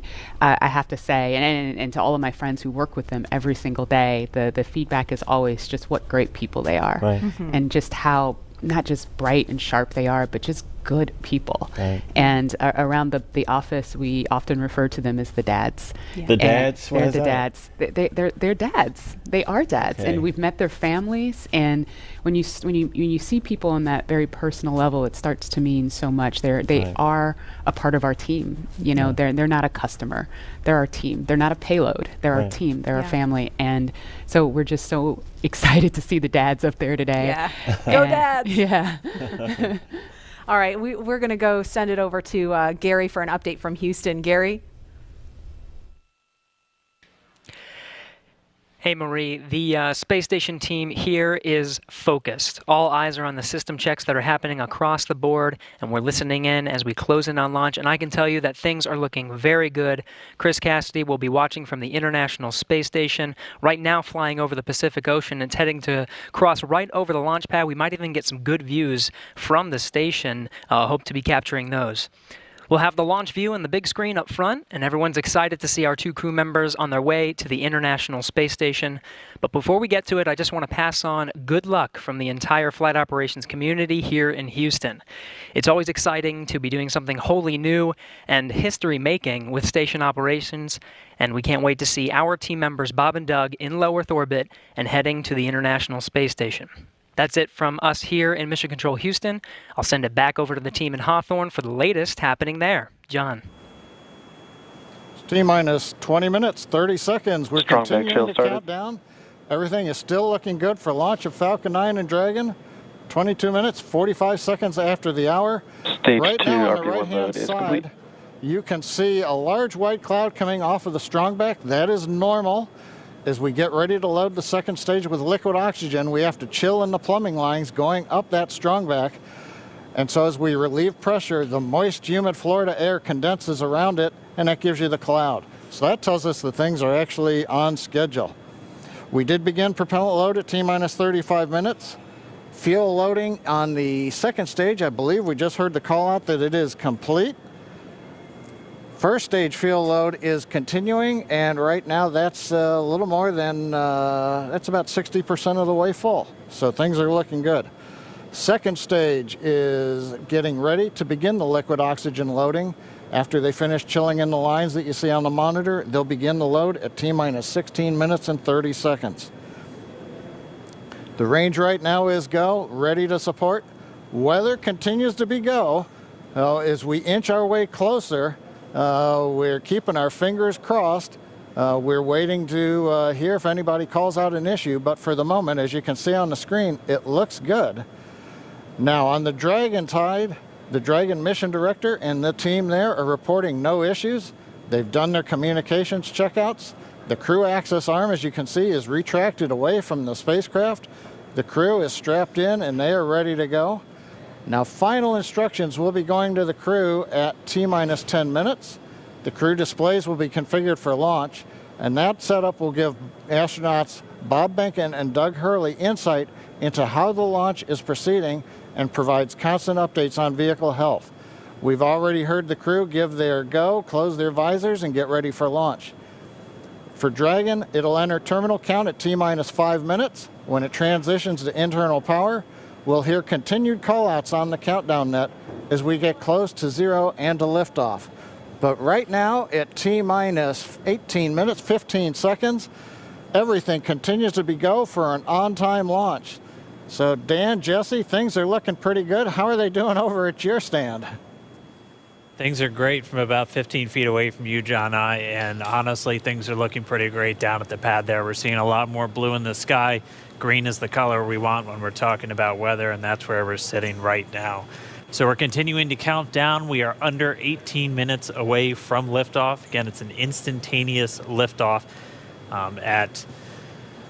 it's going to be 12:22 and 45 seconds here on the West Coast, 3:22 and 45 seconds over on the East Coast there in Florida. Just a reminder, it's going to be about a 9-minute ride up to orbit for the Falcon 9 and Bob and Doug on board Dragon. It'll be a 2-stage flight. So we'll see the first stage fly until we hear MECO, or main engine cutoff, about 2.5 minutes into flight. After that, the second stage will take over and continue to power them the rest of the way. Second engine cutoff comes in just under 9 minutes at about 8 minutes and 44 seconds. Following that second stage completing its job, it'll continue to coast for about 3 minutes. It'll do a slight attitude adjustment and null out any rate, so make sure it's not in any kind of a spin before they do separation. So that's when the Dragon spacecraft will physically separate from the Falcon 9 vehicle, and Bob and Doug will be flying free. It's about a 19-hour ride if we launch today on time. So that means Bob and Doug will get on orbit. They'll have a number of burns, or those firings of those Draco thrusters that they'll do over Stage 2 LOX load started. We hear the LOX, the liquid oxygen load has now started on Stage 2. But again, they're going to be doing a series of burns on the way uphill towards the International Space Station 5, spread out over the first 16 hours or so of their flight until they get much closer, and it's time for that approach and docking. And we are expecting that with an on-time launch to happen today. That'll be coming tomorrow in the afternoon. All right, now that we're under 16 minutes away, we have a special guest joining us. I'm going to toss it over to Jesse. We are T-minus 15 minutes and 45 seconds from liftoff of our second demonstration mission today, and we have the honor of having SpaceX's President and COO, Gwen Shotwell, join us. Thanks, Gwen, for coming out and taking a few minutes to chat with us. Thanks, Jesse. We know you've been on console. How's the countdown been going so far in there? Countdown is clean today, just like it was Wednesday. We did clear the weather hurdles sooner than we did on Wednesday. And the only thing we're watching right now is downrange weather and lightning at the staging location. Of course. But we will clear that hurdle at T-minus 7 minutes. Awesome. Great. Very exciting. Now I'm going to throw it back to 2012 because you were on console for Dragon when it was first making its way to the space station. How does that experience compare to today? Stage 2 LOX is on the DPUs. So I was nervous then. I stopped getting nervous for launches. Today I'm nervous again. Super nervous. Stomach and throat. Understandable. No, it's a fantastic day today. I'm really excited. The team is pulled together. It's such a professional operation. And when I say team, by the way, I mean SpaceX and NASA. These folks have been working incredibly hard and have done a fantastic job. Yes, and we are all so excited. And we know that you have to get back inside of Mission Control, but is there anything that you wanted to say before liftoff to NASA and SpaceX? Well, I want to thank NASA, of course, for their generosity and their help with getting to this place. I want to thank all the SpaceXers who have come together to make this moment in history. And I want to thank Elon for hiring me. We thank Elon for hiring you as well. Thank you so much for joining us. We'll let you get back to Mission Control. And good luck with launch today. Thanks, Jesse. And Godspeed, Bob and Doug. Well, we are so excited. We are just a few minutes away from countdown. So we are going to turn it over to Dan and John for the final minutes in terminal count. Take it away, John. T-minus 13 minutes, 30 seconds, continuing to count down. We're continuing to load fuel onto the first stage. That should finish up in just about 6 minutes. Fuel is completely loaded on the second stage. That's closed out. And we are continuing to load liquid oxygen on both the first and second stage. The liquid oxygen load beginning on the second stage just about 3.5 minutes ago. We are also loading cryogenic helium into the storage vessels on the first and second stage, getting in the last little bits of helium when we keep it cryogenic, cold and liquefied. That gets us, just like we do with liquid oxygen, the maximum amount into the storage volume so that we can get the most performance out of the vehicle. Right now we are in a fairly quiet state on the vehicle. Ground pumps continuing to put the propellant in to first and second stages. Next significant issue callouts that we're going to hear will probably be inside the T-minus 10 minutes when they talk to the crew. We'll listen for that. But at the moment, everything continuing to look good at T-minus 12 minutes and 20 seconds.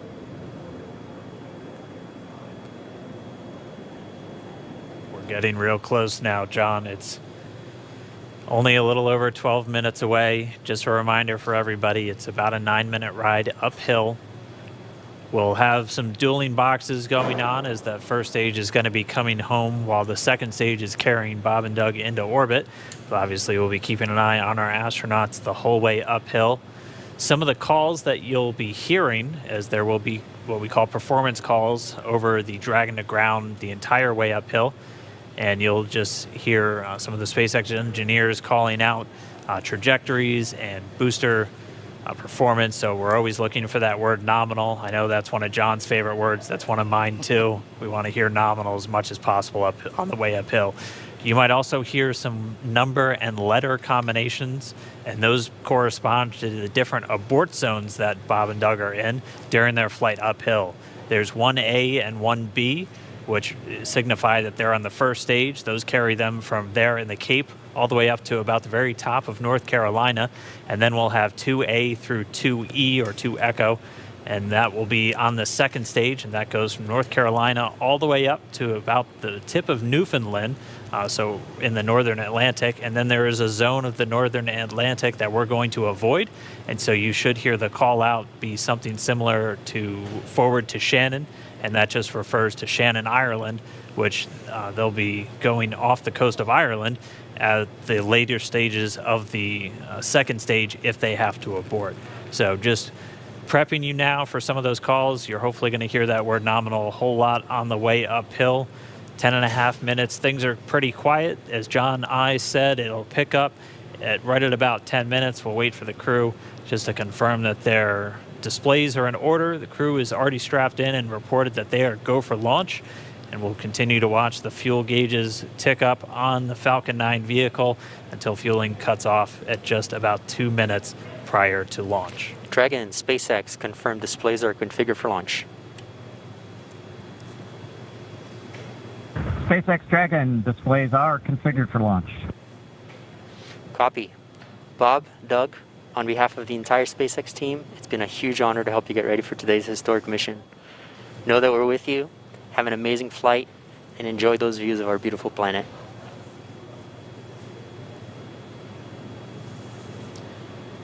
Thanks, Jay. It is absolutely our honor to be part of this huge effort to get the United States back in the launch business.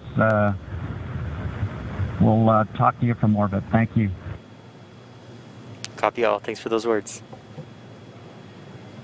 The SpaceX core, so again, that voice that's going to be talking to Bob and Doug throughout their mission from right here in Hawthorne, just offering a few quick words. The crew did confirm their crew displays are configured for launch. We are coming up on 9 minutes and counting. We've gotten through T-minus 10 minute with the crew discussions. Activity is now going to switch over to Falcon 9. Our next major event comes at T-minus 7 minutes. We begin what we call engine chill. Pre-valves will open.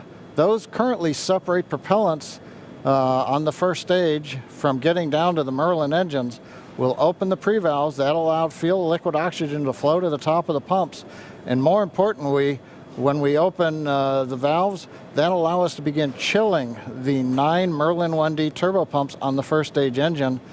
It'll take a few minutes to get them cold enough to where they would then be ready to pass the large amounts of liquid oxygen through the pumps and into the main thrust chambers when we get to engine ignition at T-minus 2 seconds. We don't want to try to run highly chilled liquid oxygen through a warm pump. You would flash that into gas, and running gas through a high-speed pump is not a good thing.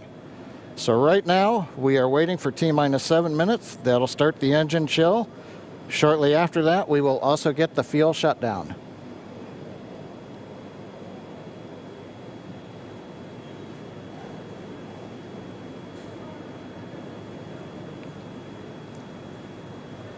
Listening to the SpaceX launch director in the background there. As I mentioned, at T-minus 7 minutes as we start the chill, we will also get into the final topping off of stage 1 fuel, and then the fuel load will complete.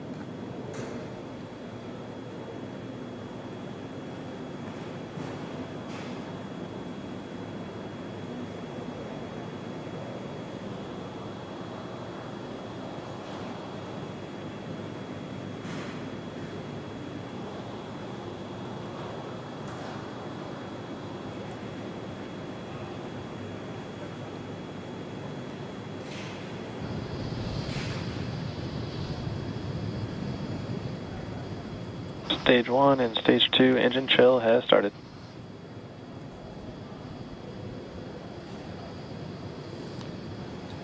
We've heard the call out. Stage 1 engine chill has started. That's gone up to the crew so that they've got situational awareness. As I mentioned, the pre-valves are open. And now we are topping off first stage fuel, getting ready to finish the fuel load. Liquid oxygen load on first and second Engine stage hydraulics at pressure. will continue until the last 3 to 2 minutes of the countdown.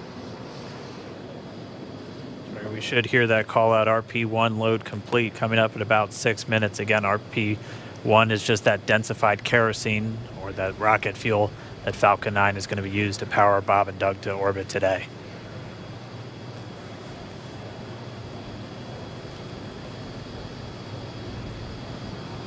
And Stage 1 fuel is closed out.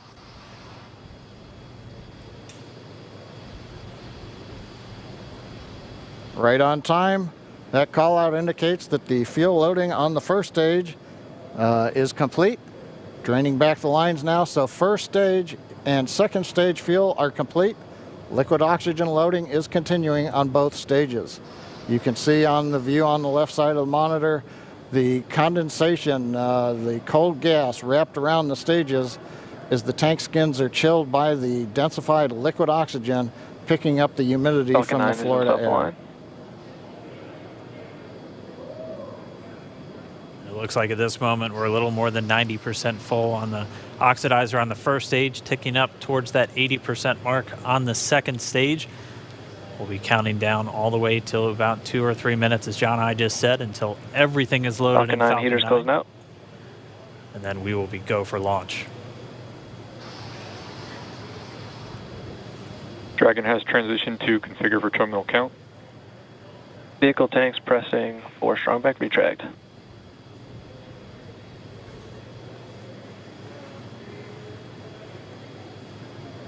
We're pressurizing the Falcon 9 tanks. We're going to open the clamp arm around the second stage and begin to retract the strongback. We'll move back about 2 degrees. That'll get us to the liftoff position. At liftoff, the strongback will then recline about 45 degrees away. Started. Stage 2, RP1 bleed. Launch director called out the strongback retract has started. On the left, you'll see it go back just a couple of degrees. Stage 1, RP1 bleed.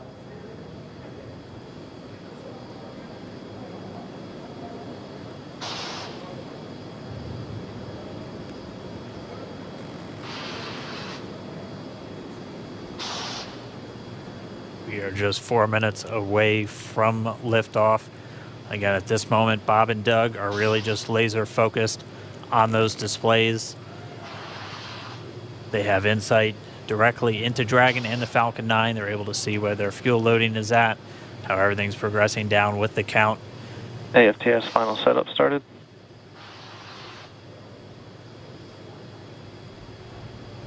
Three and a half minutes from launch.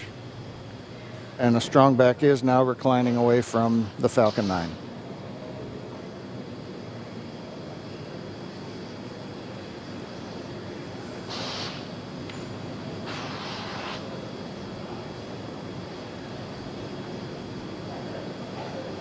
MVAC igniter purges.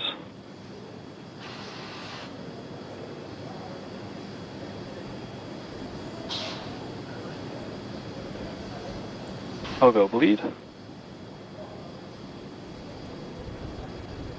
Dragon has transitioned to terminal count and is on internal power. Stage 1, LOX load close out. Okay, we're at T-minus 2 minutes, 42 seconds. Stage 1 LOX load is closed out. Stage 2 will continue to load for about another half a minute or so. Once we get the completion of Stage 2 LOX loading, we have to vent down the line, so you'll see another large white cloud coming off of the strongback. That'll be normal. That'll happen around transitioning to T-minus internal power. 1 minute and 40 seconds. We're going on internal power now. Just a few seconds away from the Stage 2 LOX load being complete.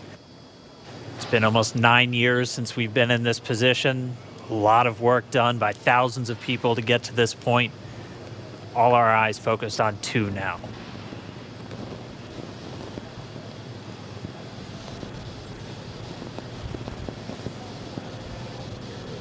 Stage 2 LOX load is closed out. Propellant fills are complete. Dragon is in auto idle. Stage 2 LOX load complete. All fuel, all oxidizer on Falcon 9. 1 minute 34 seconds to go till launch. Ground gas closeouts is starting.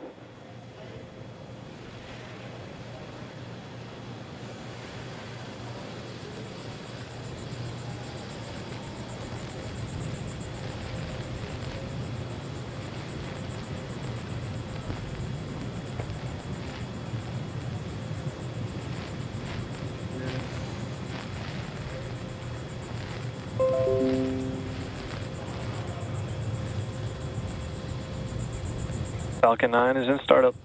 Dragon is in countdown. FTS is armed for launch. Under a minute now, the FTS, the flight termination system, has been armed. Dragon, SpaceX, go for launch. SpaceX Dragon, we're go for launch. Let's light this candle.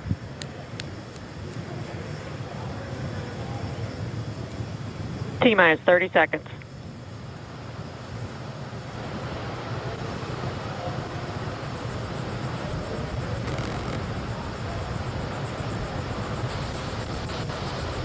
Stage 1 tanks pressing for flight. T-minus 15 seconds. 10, 9, 8, 7, 6, 5, 4, 3, 2, 1, 0. Ignition. Liftoff of the Falcon 9 and Crew Dragon. Go NASA, go SpaceX. Godspeed, Bob and Doug. America has launched. And so rises a new era of American spaceflight, and with it the ambitions of a new generation continuing the dream. 20 seconds into flight, Stage 1 propulsion is nominal.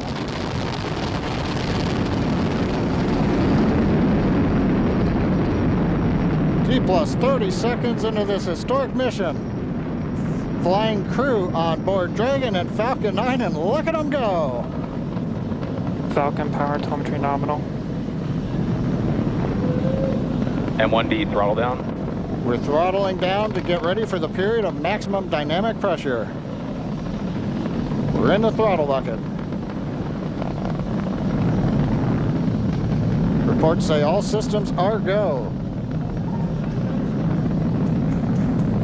Vehicle is supersonic. We've exceeded Mach 1 on the Falcon 9. M1D throttle up. We're throttling back up to full power as we're through max Q. Copy, 1 Bravo. And we heard that 1 Bravo call out. That's just the second abort zone that they're in. They'll continue to be on this until the first stage has done its job and they switch over to the second. At this point, Bob and Doug pulling about 2.3 Gs, 2.3 times the Earth's gravity, already moving at over 1,500 miles per hour. We've heard the call out for MVAC engine chill. That's getting the MVAC engine ready to light. That'll come at about 2:44 into flight.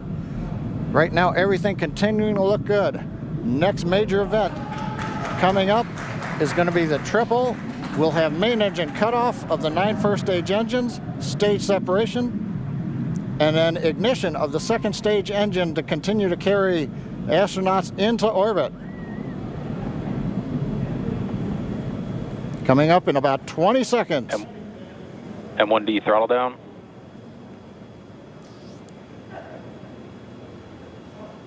We heard we're throttling down the Merlin engines on the first stage.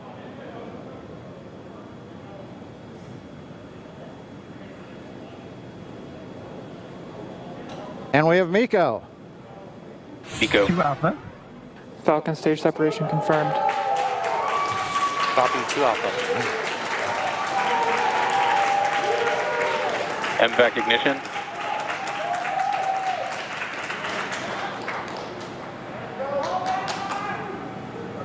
All right, we have stage separation confirmed. The first stage beginning its flight back. The second stage being powered by that single Merlin 1D vacuum engine has ignited and is now carrying Bob and Doug into orbit. So they're going to continue under the power of this second stage. Stage 2 propulsion is nominal. Which will cut off at SECO, or second engine cutoff, at about 8 minutes and 44 seconds into today's flight. So a little over 5 minutes to go still on this second stage. You heard the call out 2 Alpha, so they're now in the longest abort zone that carries them all the way from about North Carolina up the eastern seaboard, almost to Canada. Things looking good though, getting good call outs, nominal propulsion on that second stage. Bob and Doug continuing to make their way into orbit.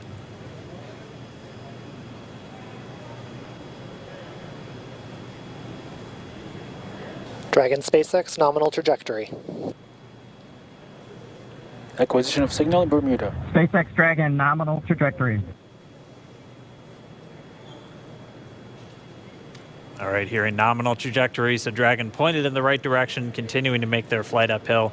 Heard acquisition of signal Bermuda. That's one of the other ground stations that they're using to get telemetry and data back from this spacecraft. Stage 2 propulsion is still nominal.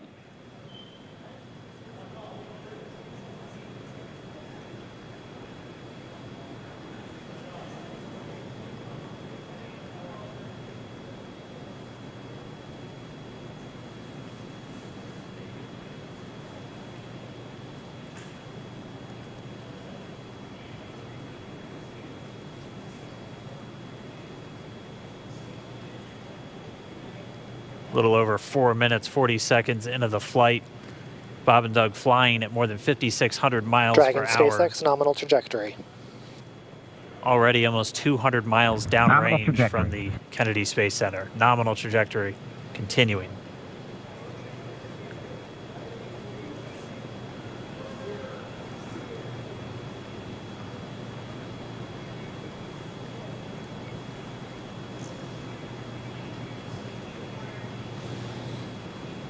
And while they continue uphill, looks like we are getting a view of the first stage as well. Yep, on your right screen, you can see that first stage with the grid fins deployed. It's making its way back to attempt to land on our drone ship, Of Course, I Still Love You Today. And we're just about a couple minutes away from the entry burn, and that's where 3 of the 9 Merlin engines do ignite to help slow the vehicle down as it re-enters back into the Earth's atmosphere. And then after the entry burn will be the landing burn, which is just a single engine Dragon SpaceX nominal trajectory. And you heard nominal starting chill for entry burn. There's that call out. They are still on a nominal trajectory on Dragon, still on second stage, and that's that MVAC engine on second stage on your left screen.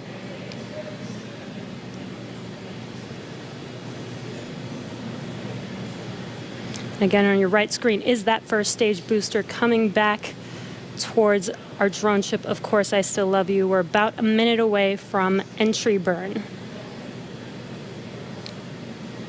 Meanwhile, that second stage continuing to power Dragon into orbit. Again, if you're keeping an eye on that timer, that's going to continue to burn until 8 minutes and 44 seconds into flight. So a little over 2 minutes from now, we'll hear the call out SECO. It'll then be a little Stage under, 2 propulsion is still good. A little over 3 minutes until Dragon physically separates from the second stage of the Falcon 9 after the upper Dragon stage gets a SpaceX chance. nominal trajectory. Dragon copies, nominal trajectory. Continuing to check in with Bob and Doug as they are on a nominal trajectory. Just about 10 seconds away from that first stage, starting that entry burn on your right screen. We should be able to see that view live. Stage 1 entry burn startup.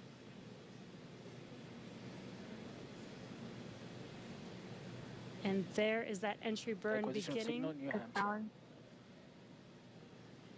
This burn lasts about 36 seconds long. Stage 2 FTS is saved.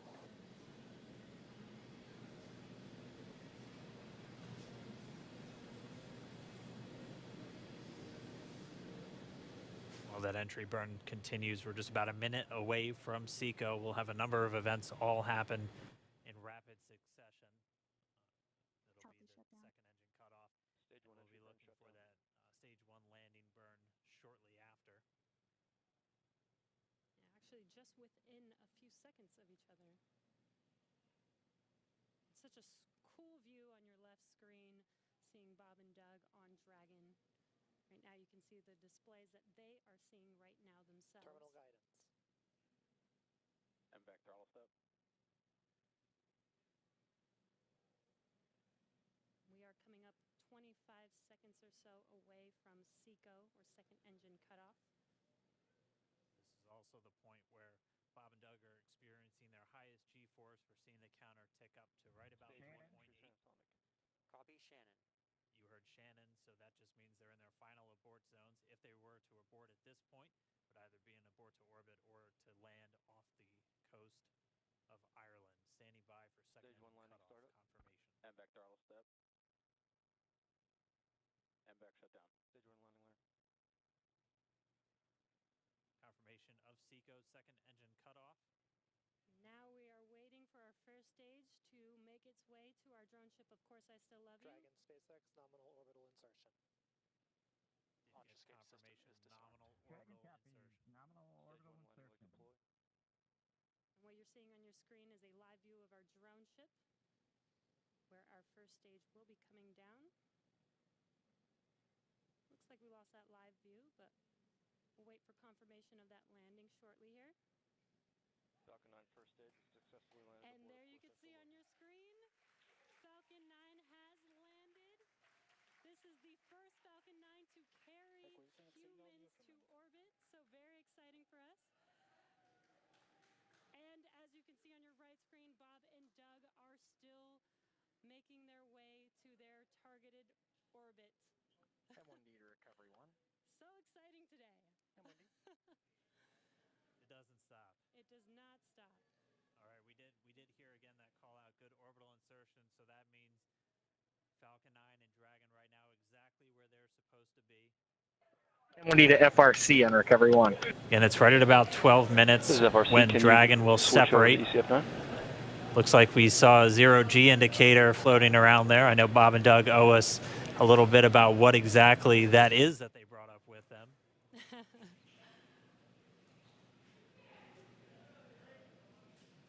And before separation, before Dragon initiates separation from the second stage, they do make sure to they do ensure that the vehicle is not spinning and it is in good condition before we separate. That's right, the upper stage does small attitude maneuver using some cold gas thrusters built into the rocket body itself. Exactly, so we do expect that separation to occur in about a minute from now, but they do wait until they have full confirmation that it is ready to separate. Such cool views. I cannot get over this view that we are seeing right now. Bob and Doug on the right screen, inside of Crew Dragon, out in space. Yeah, already 200 kilometers over planet Earth, or a little over 124 miles, traveling in excess of 2,700 meters, 27,000 meters per second, or about 16,000 miles per hour.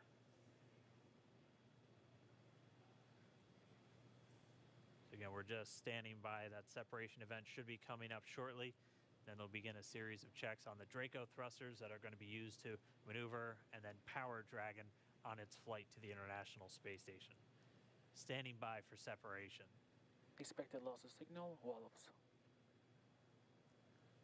It sounds like we had an expected LOS loss of signal with one of the ground stations. Waiting for confirmation now of that. Dragon separation confirmed. Dragon separation confirmed. There is a great view right in front of you Countdown of 1 is Dragon emerged. separating. Separation confirmed. And there's that call out. Dragon is now officially making its way to the International Space Station today. Dragon SpaceX with that separation call. We have a few words for you from our Falcon 19. Standing by. Dragon, Chief Engineer on Dragon to ground. Bob Doug, on behalf of the entire launch team, thanks for flying with Falcon 9 today. We hope you enjoyed the ride and wish you a great mission. Thanks, Bala. Congratulations to you and the F9 team for the first human ride for Falcon 9, and it was incredible.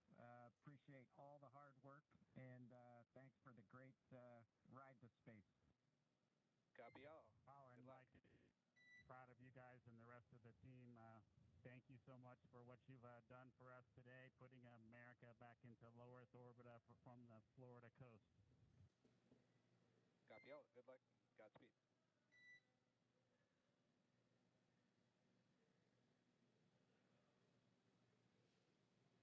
All right, so Bob and Doug are in And Dragon space. SpaceX, we confirm nominal ECLS activation and service section Draco checkouts. Nose cone deploys in progress. Copy all. We're monitoring. The Corps here in Hawthorne giving the crew a heads up that we have confirmation the nose cone is deploying. So again, that nose cone is going to open up a little bit more than 90 degrees, goes up to about, I think, 105 degrees, and that's going to expose the actual docking ring and the hatch that they're going to be going through once they attach to the International Space Station. And also 4 of those Draco thrusters, we call them the forward bulkhead thrusters, they're going to be used for these major phase burns or firings of those thrusters to actually raise their orbit gradually over the coming hours. Also heard good activation of the ECLS, that's the Environmental Control and Life Support System. That's everything controlling their atmosphere, just keeping Dragon a nice, safe, habitable environment where they're going to be living for the next 19 hours until they arrive at the space station. Right, exactly. And Falcon 9's job may be done for today, but the mission is not over. Crew Dragon's job is not done. As you can see, Bob and Doug are still inside Crew Dragon, making their way. It will be a 19-hour trip to the International Space Station before they dock tomorrow morning. And such cool views. I love that we can get these live views here and see and watch what they're doing now that they are in orbit. Yeah, it's incredible to just be looking over their shoulder, to be along for the ride. And we're going to be with them, and we're going to be with all of you the entire way for their journey to the space station. We're going to be covering live throughout. Bob and Doug will obviously have a sleep period where they'll get about 8 hours of sleep a little bit later today before they wake up for all of their final approach. One of the major things we are looking forward to in the next couple of hours is going to be their first turn at the controls. So they're actually going to be using those touchscreen displays to take control and manually pilot Dragon. We'll walk you through what that's going to look like, and assuming we have some good ground station coverage, we'll be able to get views from right inside Dragon, looking over their shoulder as they manipulate the controls at the display. But I mean, we had a smooth ride uphill both stages of the Falcon 9